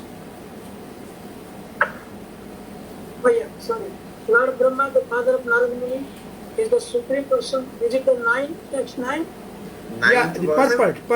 purport of the text 9. Okay. As stated in the previous verse, Lord Brahma was accompanied by other demigods, but his specific carrier was the great swan. Therefore, as soon as Narada Muni saw the swan, he could understand that his father, Lord Brahma, who is also known as Hiranyagarbha, was arriving. Thus, he immediately stood up with Swayambhu Manu and his son Priyavata to receive Lord Brahma and offer the respect. Okay. So what Srila Prabhupada is trying to say here, that most of the demigods had their own carriers, and they are recognized by seeing the carrier. We cannot see a person sitting in a car, but we can see the car first. So we will know whose car is this. Like chariots are seen of the warriors, and they are recognized by the flag on the top of the chariot. Similarly, this Brahma is called, he is swan carrier. So Lord Vishnu is a Garud carrier. So there are different carriers for all the different demigods. So it means that by seeing the carrier and by seeing the flag, the person is recognized. So going to verse number 10. My dear King Parikshit, Lord Brahma had finally descended from Satyalok to Bhulok. Sukdev is saying. Narad Muni, Prince Priyavrat and Swayambhu Manu came forward to offer him object of worship and to praise him in highly qualified language according to the Vedic etiquette. At that time, Lord Brahma, the original person of this universe, felt compassion for Priyavrat. Looking upon him with smiling face, spoke to him as follows. So now Brahma will speak. So what type of compassion he has and why he was smiling, that is something in the purport. It should be understood that Narada had been giving instruction to Priyavrat at that time and Manu had come to bring Priyavrata home.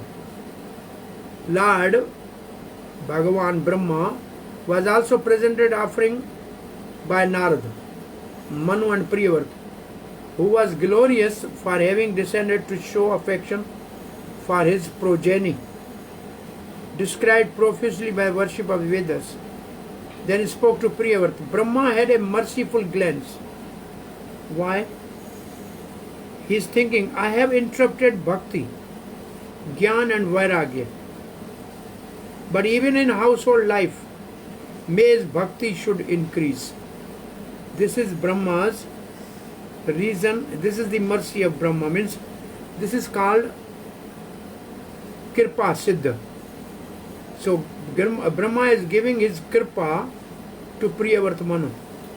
He may be engaged in ruling and family life, but still his bhakti will increase. So merciful glance here means Kirpa Siddha. He looked at the grandson with a smile. To refuse the kingdom is your stubbornness. I will make you rule the kingdom. This is my stubbornness. I will see whose stubbornness will prevail. This is the reason for smiling. So someone please read Srila Prabhupada's purport. That Lord Brahma descended from Satyaloka to see Priyavrata indicates that the matter was very serious. Narada Muni had come to advise Priyavrata about the value of spiritual life, knowledge, renunciation and bhakti. And Lord Brahma knew that Narada's instructions were very impressive. Therefore, unless Lord Brahma personally went to Gandhamadana hill to request Priyavrata, Lord Brahma knew that Prince Priyavrata would not accept his father's order. Brahma's purpose was to break Priyavrata's determination. Therefore, Brahma first looked upon Priyavrata with compassion. His smile and compassionate features also indicated that although Brahma would request Priyavrata to accept household life, Priyavrata would not be out of touch with devotional service. By the blessings of a Vaishnava, everything is possible. This is described in Bhakti Rasamrita Sindhu as Kripa Siddhi, or perfection attained simply by the blessings of a superior person. One usually becomes liberated and perfect by executing the regulative principles set down in the Shastras. Nonetheless, many persons have achieved perfection simply by the blessings of a spiritual master or superior. Priyavrata was the grandson of Lord Brahma, and as joking competition sometimes takes place between grandson and grandfather, in this case also Priyavrata was determined to remain in meditation, whereas Brahma was determined that he ruled the universe.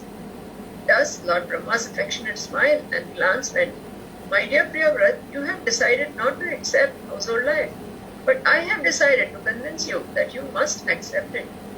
Actually, Brahma had come to praise Priyavrata for his high standard of renunciation, austerity, penance and devotion, so that he would not be deviated from devotional service, even though he would accept household life.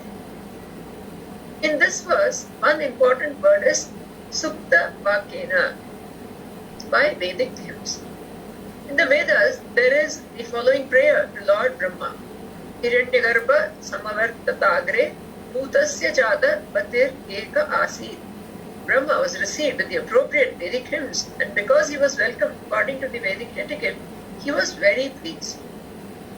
So in this purport, the most important thing is Kirpa Siddha. Compassionate vision or a look or a vision or a glance of the Brahma at Priyavrata was his Kirpa Siddhi. And Sukta Vakyena, say in a Vedic literature, there is a mantra, there is a collection of mantra is called Sukta, and collection of Sukta is called Santa. In this way, the Veda has a different Santas. So now, before we go to the Brahma's instruction, we will have a Gayatri break. Okay? We are having Gayatri break. Hare Krishna. Prabhuji, 5 minutes or 10 minutes? Said 10 minutes is okay. Okay, so everybody will meet after 10 minutes. Hare Krishna. Recording stopped.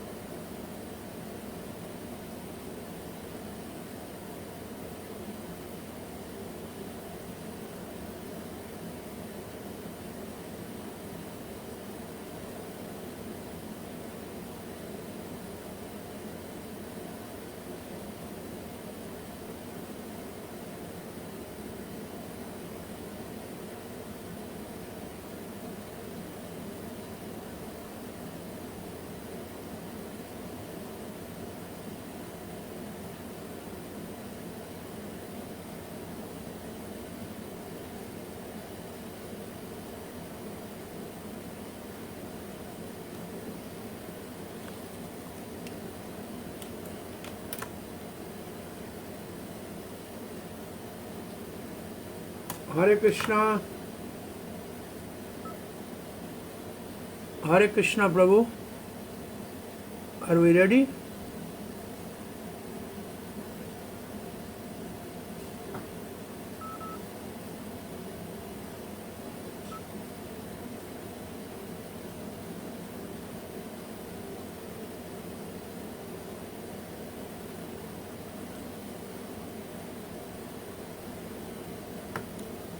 Haribol.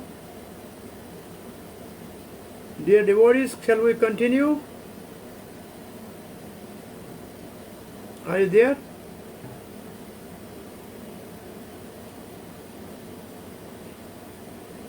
Hare Krishna.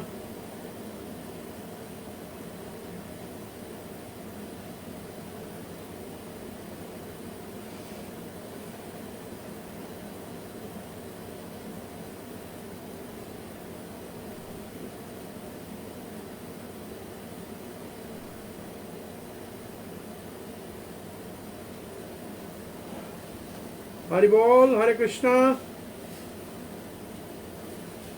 Are you there?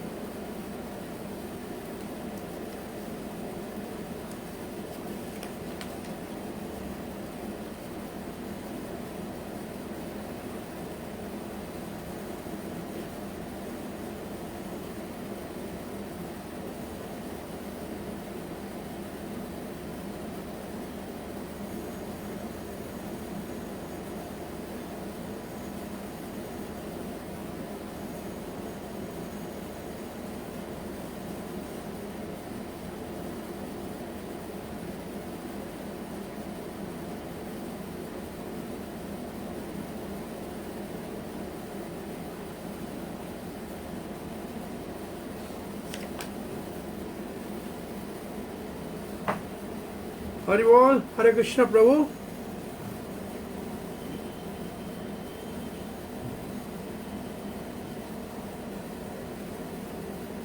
Hare Krishna.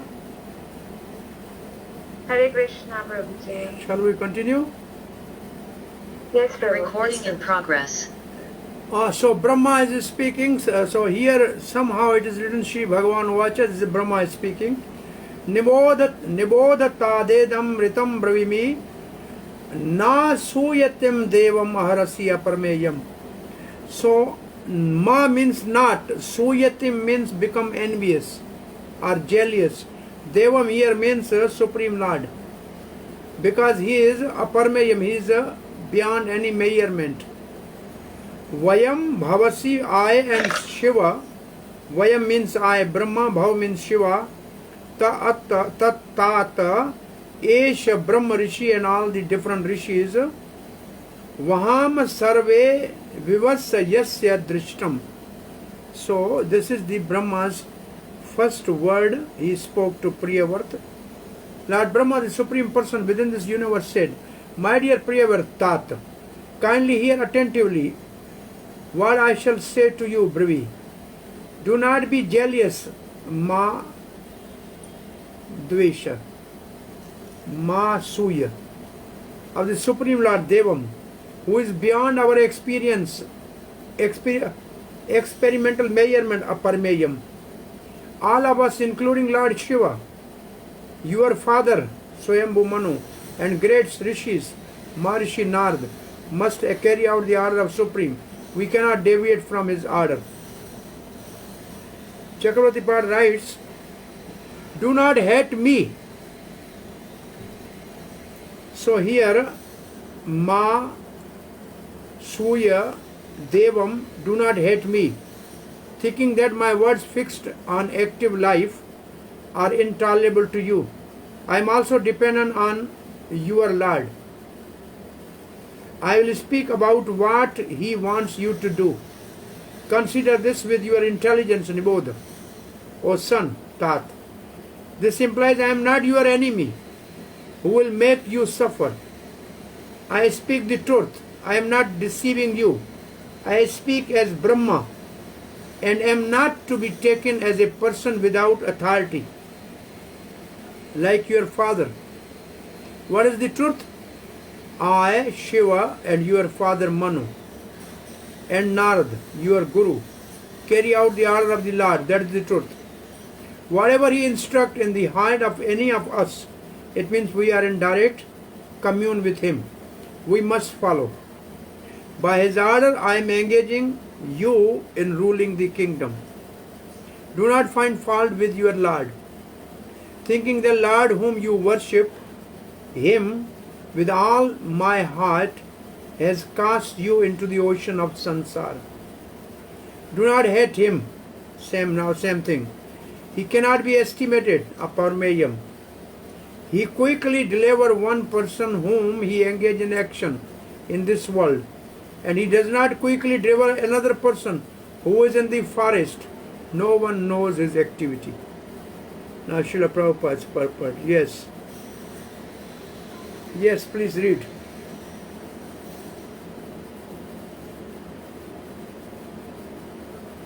Please, Prabhuji. Yes, please. Can you please read? Yeah, please read.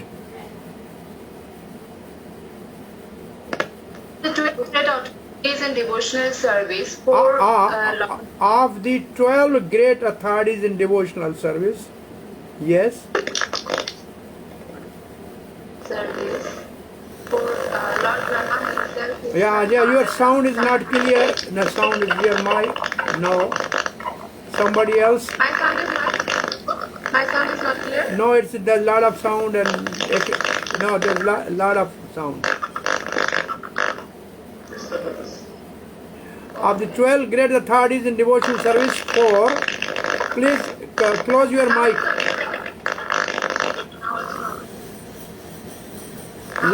Lord Brahma himself, his son Narada, Swayambhu, Manu and Lord Shiva, these are 4 of the 12, were present before Priyavrata. So 4 Mahajans were there.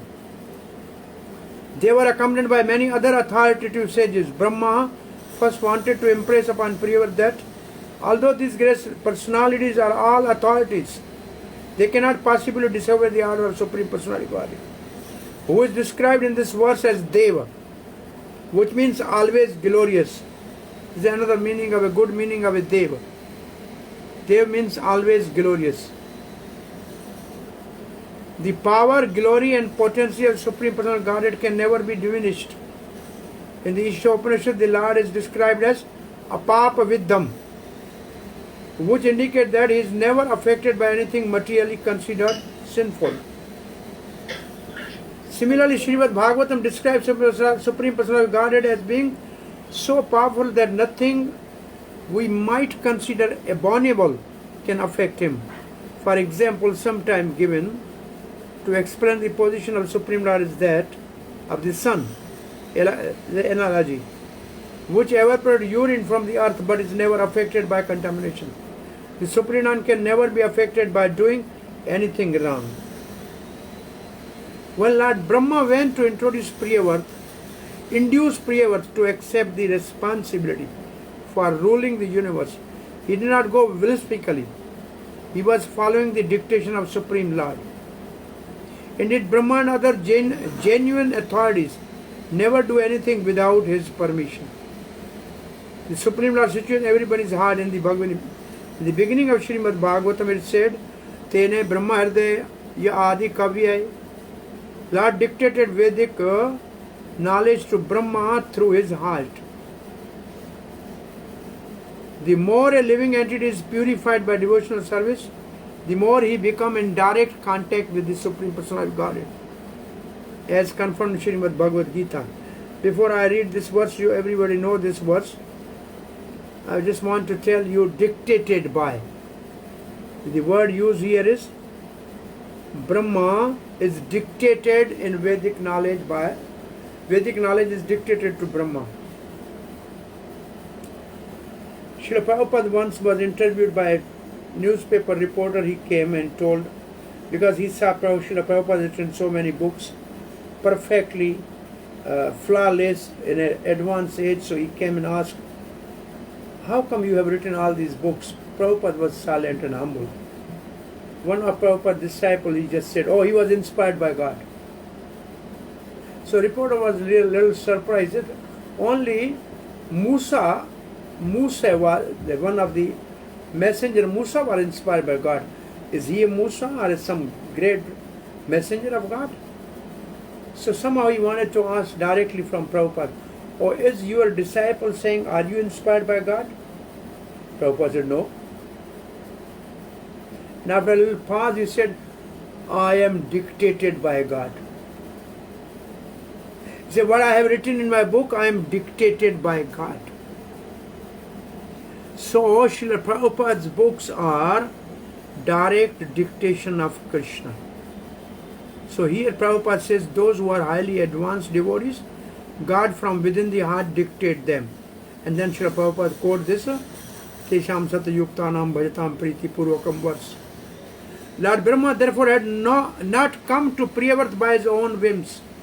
Rather, it is understood that he had been in order to pursue Priyavrata by the Supreme Personality of Godhead, whose activities cannot be understood by material senses, and who is therefore described here as aparameya, immeasurable. Thus Lord Brahma first advised Priyavrata to hear his words with attention and without envy. Why one is induced to perform certain acts despite his desire to do something else is indicated herein. One cannot disobey the order of the Supreme Lord even if one is as powerful as Lord Shiva, Lord Brahma, Manu or a great sage Narada. All these authorities are certainly very powerful, but they do not have the power to disobey the order of the Supreme Personality of Godhead. Since Lord Brahma had come to Priyavrata in accordance with the order of the Supreme Lord, he first wanted to dispel any suspicion that he might be acting as Priyavrata's enemy. Lord Brahma was following the order of Supreme Lord, and therefore it would be worthwhile for Priyavrata to accept Lord Brahma's order as the order Lord desired. So in this purport we have something that the pure devotees are directly dictated by God. Now we are going to the verse number 12. Natasya kaschit tapassa vidyaya va na yoga viryena manasya yatva.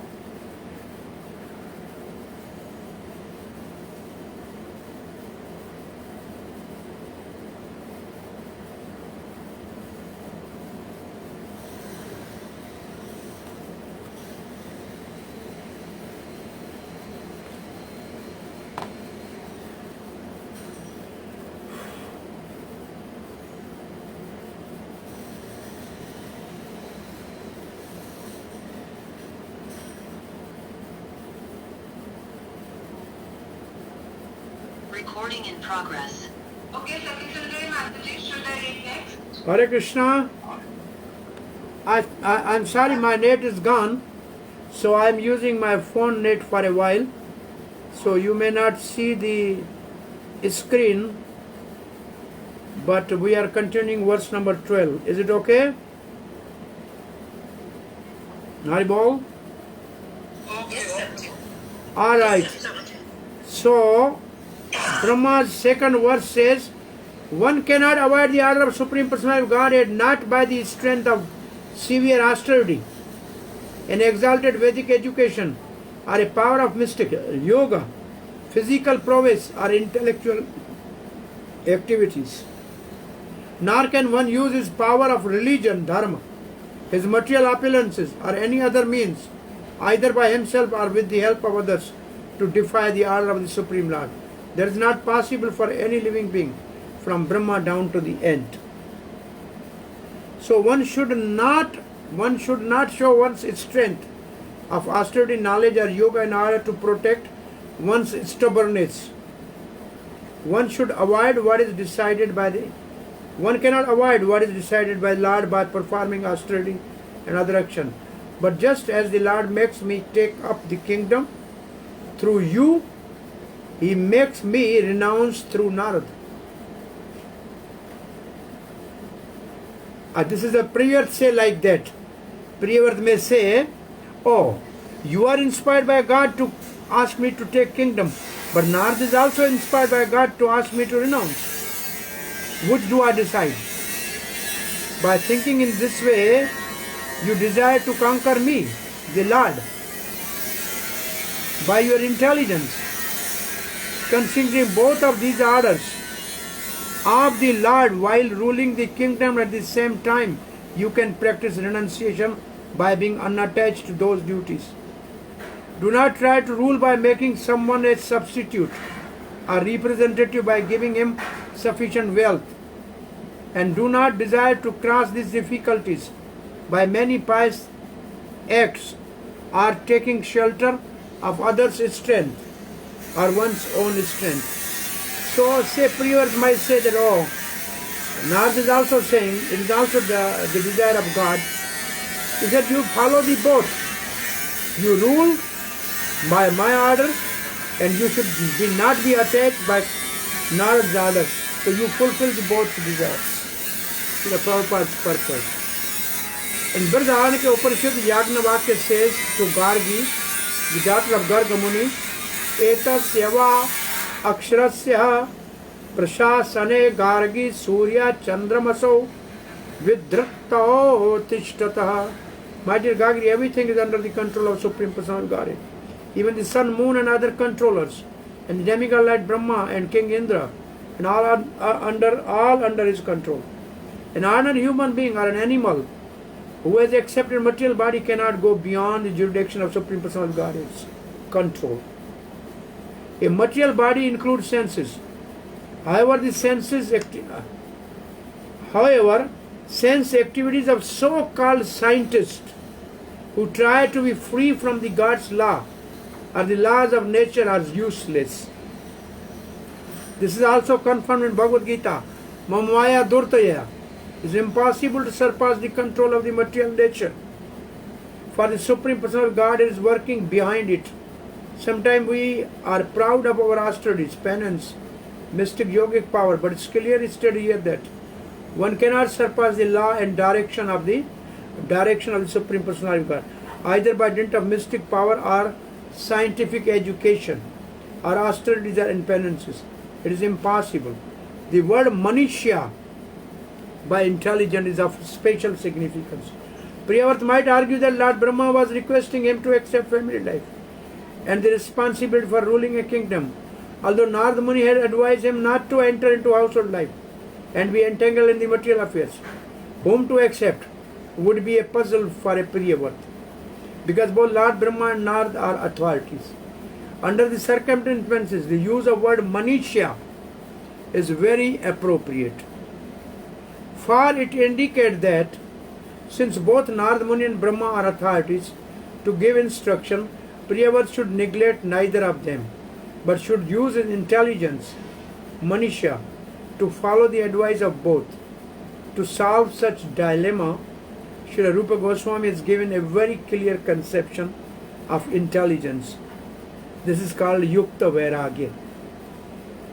Anasaktasya Vishyan Yatha Artham Upayunjataha Nirbandha Krishna Sambandhe Yuktam Vairagya Muchyate.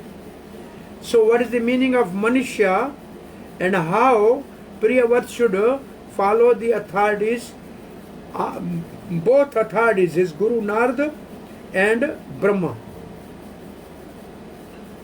So you should answer this question in some note during a week and use this a reference from Bhakti Rasamrita Sindhu, Yukta Vairagya. Vishyan material affairs should be accepted without attachment, and everything should be duetal with the service to that is real intelligence. So what is Manisha? Becoming a family man or king in the material world is not harmful if one accepts everything for Krishna's service. Like Yudhishthira Maharaj was ruling, no problem. Parikshit Maharaj was ruling, no problem. They were not attached. Janak ruling, no attachment. That necessitates clear intelligence. Mayavadi flowers say that Brahma Satyam Jagat Mithya. This material world is false and only the absolute truth is real. However, an intelligent devotee in the line of Lord Brahma and the great sage Narada, or in other words in the Brahma Sampradaya, does not consider this world false. That which is created by the Supreme Personality of Godhead cannot be false, but using it for enjoyment is false. Everything is meant to be enjoyed by the Supreme Personality of Godhead, as confirmed Bhagavad Gita Bhoktaram, Yagya Tapassam Sarvalokmai. Therefore, everything should be devoted for his enjoyment and service, regardless of one's circumstances, favorable or unfavorable. One should use everything to serve the Supreme Personality of God. That is the perfect way to use one's intelligence. So the whole purport is mostly on the Manisha, the perfect intelligence to please both. Any similar intelligence, similar instance somewhere you have where there are two opinions and both should be satisfied. Yes.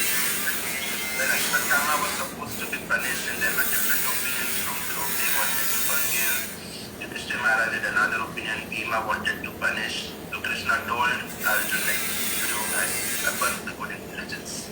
Yeah, exactly. This is what was in my mind also. We can have some other also incidences, because this is the way actually to read Prabhupada's purport and immediately correlate things together. All right, that's perfect. We are going to verse number 13. So you have to write something what is called the true real Manisha or intelligence, referring to the double authority, how to please them both. Bhavaya nashaya cha karma kartum shokaya mohaya sada bhaya sukhaya dukkhaya cha deha yogam avyakta dishtum janata anga dhatte. Avyakta is Supreme Lord and Janta is a living entity. So my dear Priyavarth, by the order of Supreme Personality of Godhead, all living entities accept different type of bodies for birth and death, activity, lamentation, illusion, fear of future dangers and happiness and distress. All jivas, jantu, always attend bodies as directed by Lord to perform action for repeated birth and death. And so Chakravarti Pad writes, one should not lament about this, because all embodied souls dependent on the Lord tolerate all auspicious and inauspicious condition by their own desire or others' desires. All jivas, janta, always accept the combination with bodies given by the Lord Avyakt for performing action for repeated birth and death. They accept bodies earned by their actions only, by the order of the Lord, just as citizens accept certain results such as agricultural land or a prison according to their actions only by the order of the king. The king alone can do otherwise. Therefore, because of him, you should obey. Srila Prabhupada writes. Somebody can read? Every living entity who has come to this material world has come here for material enjoyment. But according to his karma activities, he must accept a certain type of body given to him by material nature under the order of the Supreme Personality of Godhead. As stated in Bhagavad Gita 3.27, Prakriti Priyamanani Gunai Karmani Sarvasa. Everything is being done by Prakriti, material nature, under the direction of the Supreme Lord. Modern scientists do not know why there are varieties of bodies in 84 lakh forms. The fact is that all these bodies are ordained for the living entities by the Supreme Personality of Godhead according to the living entity's desires. He gives the living entities freedom to act as they like. But on the other hand, they must accept the body according to the reactions of their activities. Thus, there are different types of bodies. Some living entities have short durations of life, whereas others live for fantastic durations. Every one of them, however, from Brahma down to the ant, acts according to the direction of the Supreme Personality of Godhead, who is sitting in everyone's heart. As confirmed in Bhagavad Gita 15.15, Sarvasya Chaham Vidhi Sande Ishto Matta Smriti Jnanam Apahanam Cha. I'm seated in everyone's heart, and from me come remembrance, knowledge, and forgetfulness. It is not a fact, however, that the Supreme Personality of Godhead gives direction to several living entities in one way and other living entities in another way. The truth is that every living entity has a certain desire, and the Supreme Lord gives him a chance to fulfill it. The best course, therefore, is to surrender unto the Supreme Personality of Godhead and act according to his desire. One who does so is liberated. So in this purport, Srila Prabhupada is saying, it is our desire that we have got a body. And whatever body we have got, we will act according to that body. Since it is our desire. So Krishna is fulfilling desire of everybody since time immemorial. So now, we should only desire to surrender to Supreme Lord and simply act as He like us to act. So that is the Brahma's guidance to Priyavrata. Verse number 14. Yadavachi tantayam, yadavachi tantayam. This most important word is vachi tantayam, the instruction of Veda. Yadavachi tantayam gunakarma dham abhihi, gunakarma dham abhihi. By the three modes of material nature, by our actions, and they are like a rope, dham bhi. Sudustrai is there. Sudustrai, they are very difficult to overcome, very difficult to avoid. Vatsavayam suyojita. Vatsavayam suyojita is like a bull who has a rope in the nose. Sarve vahamo balim ishvaraya. Everybody is moving by the order of the controller, by the power of the controller. Prota nasiva devipade chatussapada.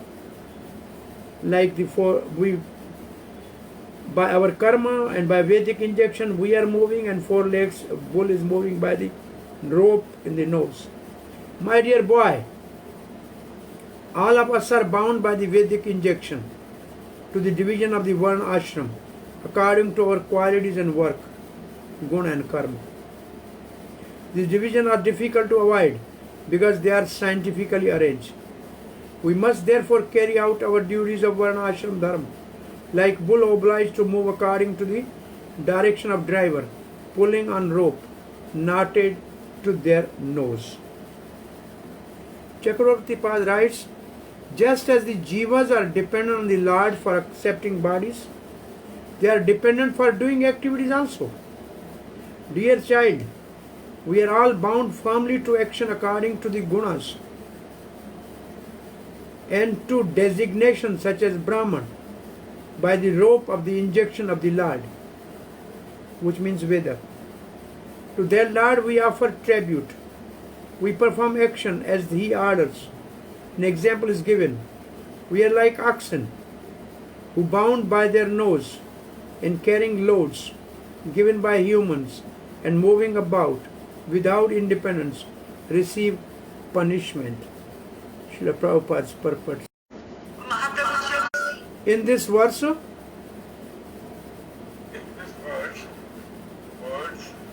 Tantyam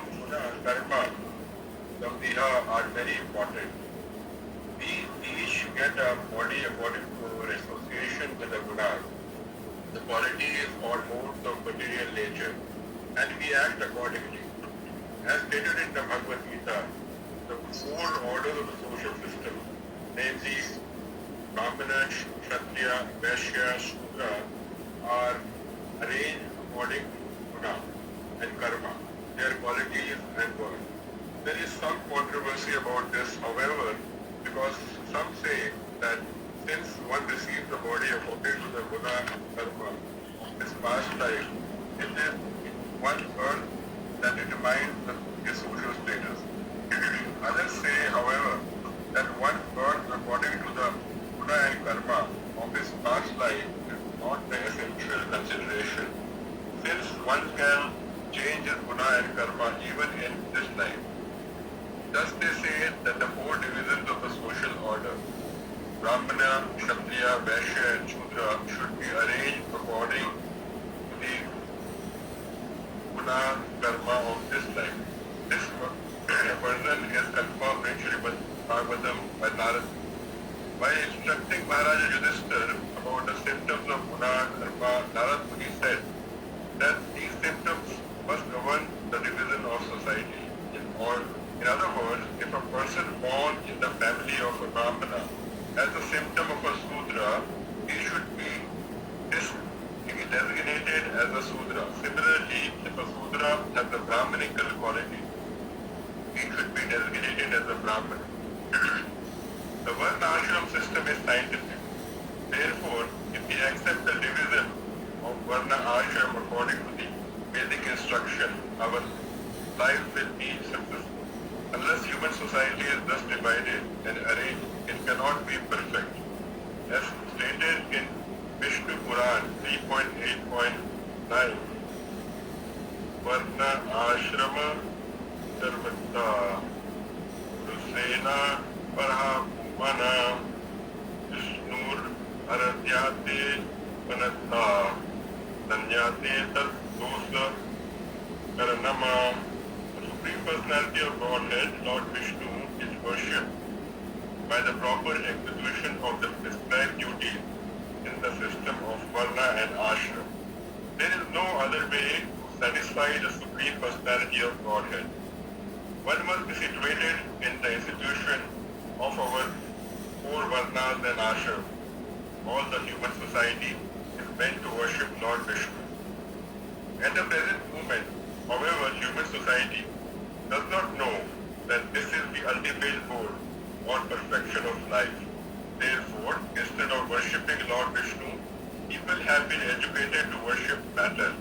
According to the direction of modern society, men think they can advance in civilization by manipulating matter to build skyscrapers, big roads, automobiles, and so on. Such a civilization must certainly be called materialistic, because its people do not know the goal of life.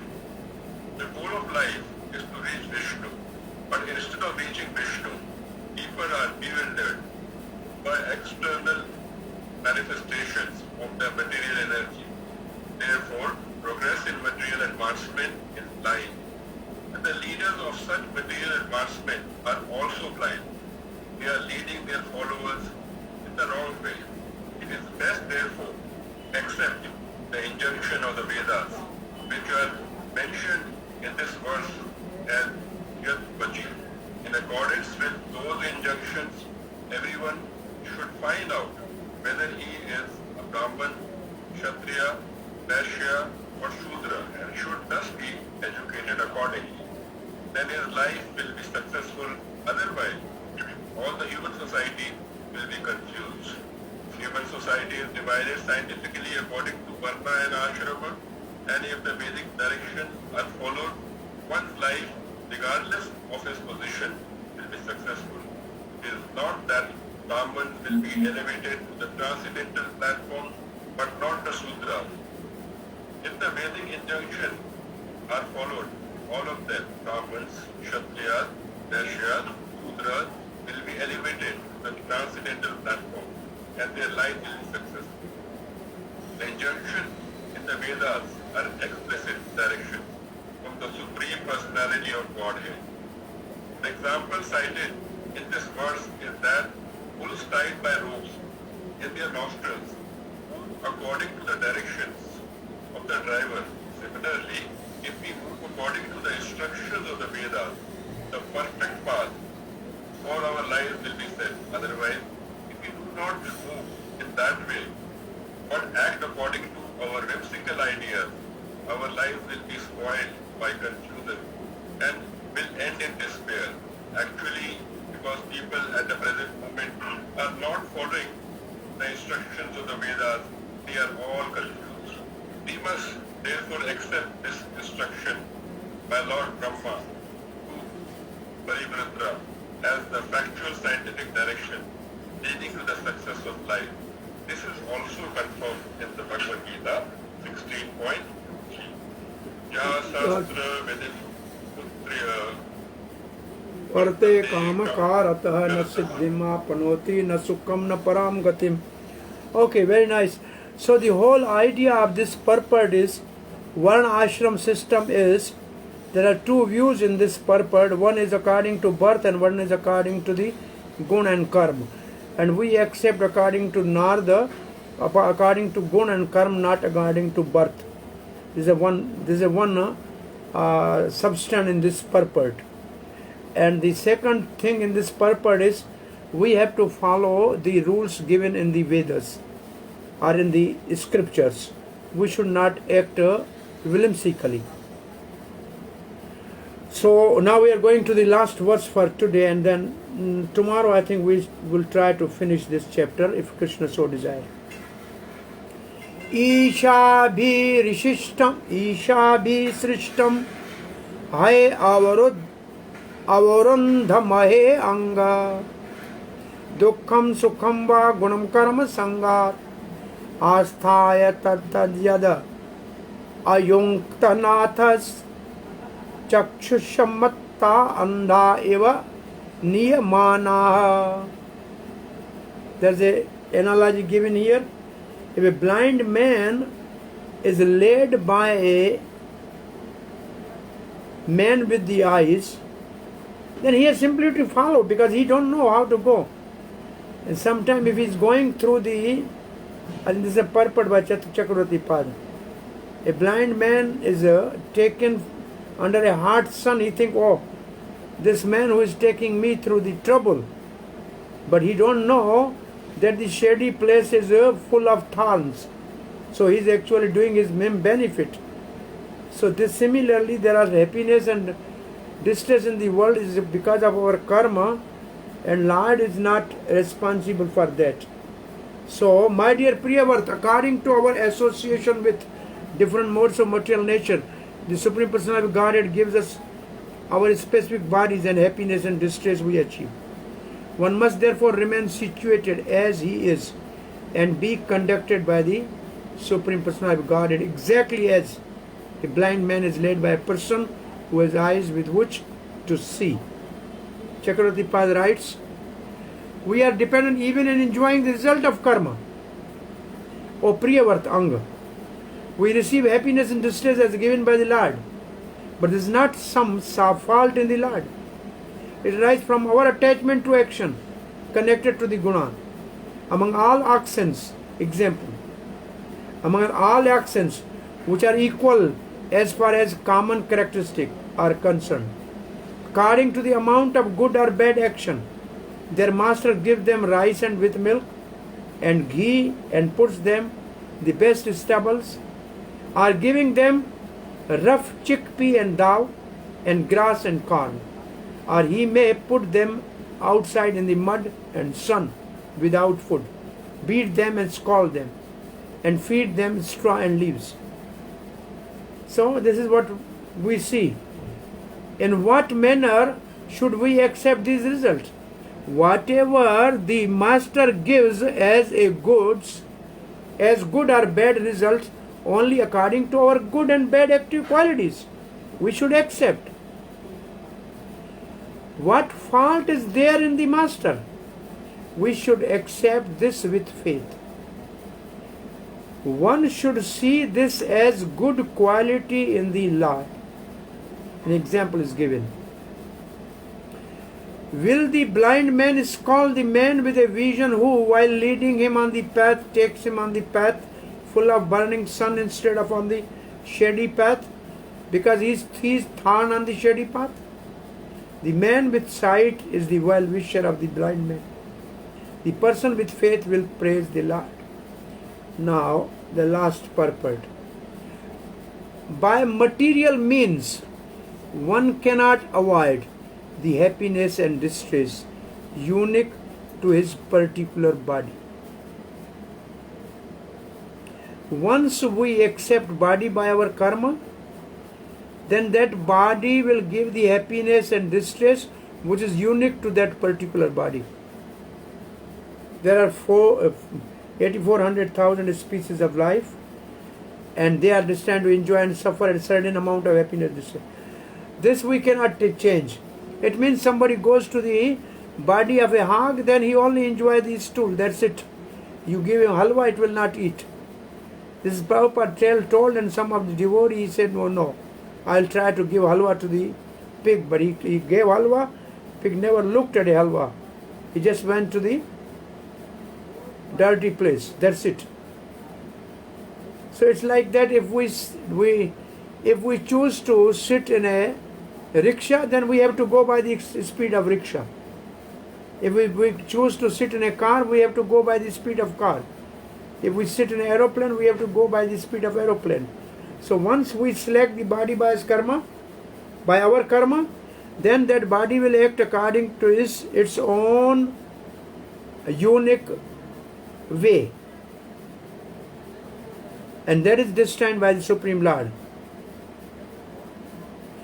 Since we cannot avoid the plan of Supreme Personality Godhead, we must agree to be directed by Him, just as blind man is led by a person who has eyes. Under any circumstances, if we remain in the condition allotted to us by the Supreme Lord and follow His instruction, we will become perfect. The main purpose of life is to follow the instruction of Supreme Personality of Godhead. It is such instruction that constitute one's religion or occupational duty. So the instruction of the Supreme Lord is called Dharma. And Dharma is of two types of Dharma. One is occupational duty, Varna Ashram Dharma, and other is actually the Dharma of a soul. In Bhagavad Gita, therefore, Krishna says, Swadharma, Sarva Dharman Parityaja. The real Dharma is to give up all the petty dharmas of the body and really execute the Dharma of the soul. Give up all the engagements, simply surrender unto me and follow me. This process of surrendering by following the instruction of Supreme Person of God is not meant for any particular caste or creed. This is all for all. A Brahman can surrender, and so can a Kshatriya, Vaishya and Sudra. Everyone can adopt this process. As stated in this verse, Chakshusha Mata Andha Eva Niyamanaha. One should follow the Lord the way a blind man follow a person who has eyes. If we follow Supreme Personality of Godhead by following the direction He gives in the Vedas and Bhagavad Gita, our lives will be successful. Lord therefore says, Man mana bhav mad bhakto, madhyaji mam namaskru, mam eveshyasi satyam te, pratijani priyosi me. So I promise this is truth. For everyone, Brahman, Kshatriya, Vaishya and Shudra, this is for everybody. If anyone from any division of life surrender to Supreme Lord and follows instruction, his life will be successful. The previous verse has given the analogy of bull moving under direction of driver of bullock cart. The bull being completely surrendered to the driver remain wherever he wants to place them and eat whatever he wants them to eat. Similarly, being completely surrendered to the Supreme Personality of Godhead, we should aspire for happiness or regret distress. We must be satisfied with the position allotted to us by the Lord. We should follow the path of devotional service and not be dissatisfied with the happiness and distress He has given. People in material modes of passion and ignorance generally cannot understand the plan of Supreme Personality of Godhead with its 84,000 forms of life. But the human form afford one the special privilege to understand this plan, engage in devotional service, and elevate oneself to the highest position of perfection by following the Lord's instruction. The entire world is working under the influence of modes of material nature, especially ignorance and passion. But if people engage in hearing and chanting about glories of Supreme Lord, their lives can be successful and they can be elevated to the highest perfection. And Brother Naradiya Puran, therefore, Harer Nam eva kevalam kalau nastiv gatiranatha. In the age of Kali, there is no other way than chanting holy name. Everyone should be given the chance to hear the holy name of the Supreme Personality of God. For thus one will gradually come to understand his real position in life and be elevated to the transcendental position above the modes of goodness. Thus all impediments to his progress will be cut to pieces. In conclusion, therefore, we must be satisfied in whatever position we have been put into by the Supreme Personality of Godhead, and we should try to engage ourselves in his devotional service. There our lives will be successful. Now, here we end. I'm just saying what we have read in this purport is Varna Ashram is scientific, and all Varnas can surrender to Krishna and practice devotional service, and they should not be disappointed that why somebody is Brahman and why somebody is Kshatriya and why somebody is Vaishya and Shudra. They cooperate and all together work to please the Krishna. So Priyavrata, you are Kshatriya, you should rule. And then you will not be entangled because you are doing it for the satisfaction of Supreme Lord, not for your sense enjoyment. So do it and be successful. So here we end. You have any question or comment for today? Tomorrow again we meet by 10:30, and Krishna so desire we have to finish this chapter. I think we have 5 or 6 classes together. Whatever Krishna desire we'll do. Okay, any question or comment?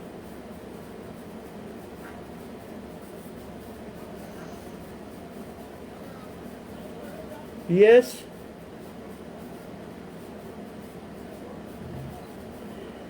Hare Krishna, Prabhu. Yes, and Tulsi. Antarang Tulsi. I have text number, text number 11, that it says that Brahma, Shiva, Narada, and Swayambhava Manu, 4 Mahajans are present along with Priyavrata at that time.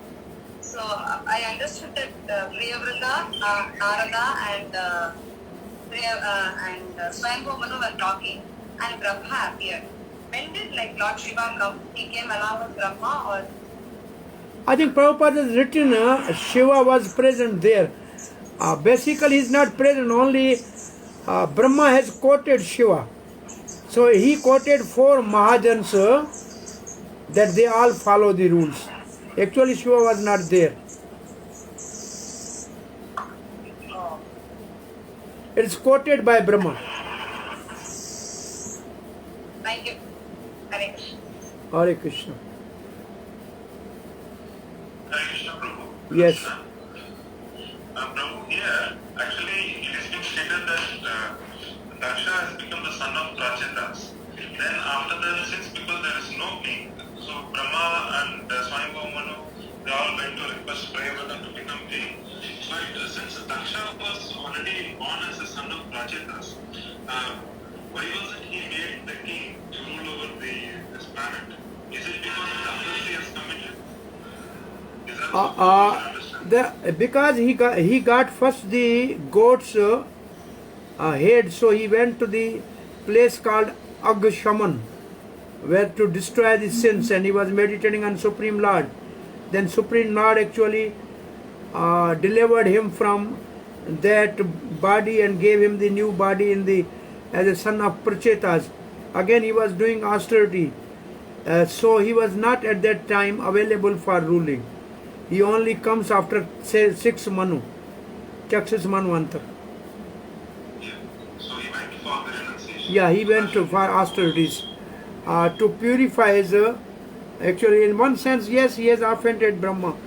At that time, first he offended Shiva, who is a Param Vaishnava, and now as a Daksh, he will again offend Narad.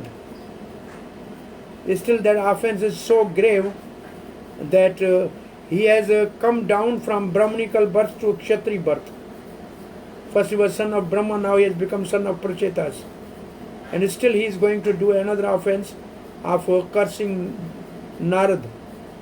So these Vaishnava aparad are very subtle and it continues. So he was doing austerities to be again the progenitor, yes. Thank you. There is one more thing. There actually, since different planetary, when we are discussing about the different planetary systems, so we know that there is nothing as impersonal, right? So if this is the case, actually even in Brahmajyoti, is there a form of a Lord which is visible over there? Because beyond Brahmajyoti, beyond Brahmajyoti is form of Lord. Even in Brahmajyoti, it was mentioned in Bhakti Vaibhava that there is one form of Lord which could be seen even in Brahmajyoti. What is that form? Actually, I need to refer once again because it is like just Lord has different, just like how Arjuna has seen the Supreme Personality of Godhead on the battlefield of Kurukshetra, but not to that extent, but still there is a form which is available in the impersonal Brahmajyoti as well. Which Shastra you are quoting? Bhakti Vaibhava. Oh, Bhakti Vaibhava. Yes, when Gopakumal goes to Brahmajyoti to see how it is. So there also it has been stated that there is also a form of the Lord which he could visualize or he could see there. Okay, what we study from Isha Upanishad, that devotees requesting Lord, please remove this effulgence that we can see your face. So there is a form beyond Brahmajyoti, and those who are in Brahmajyoti, they may not see the form which is beyond that. But if Lord is merciful and devotee is sincere, even in Brahmajyoti he can see the Lord. Yes, so this is nice. Yes, thank you. Okay, anyway, we are, I think, first time doing Bhagavatam. You have already done 4 cantos.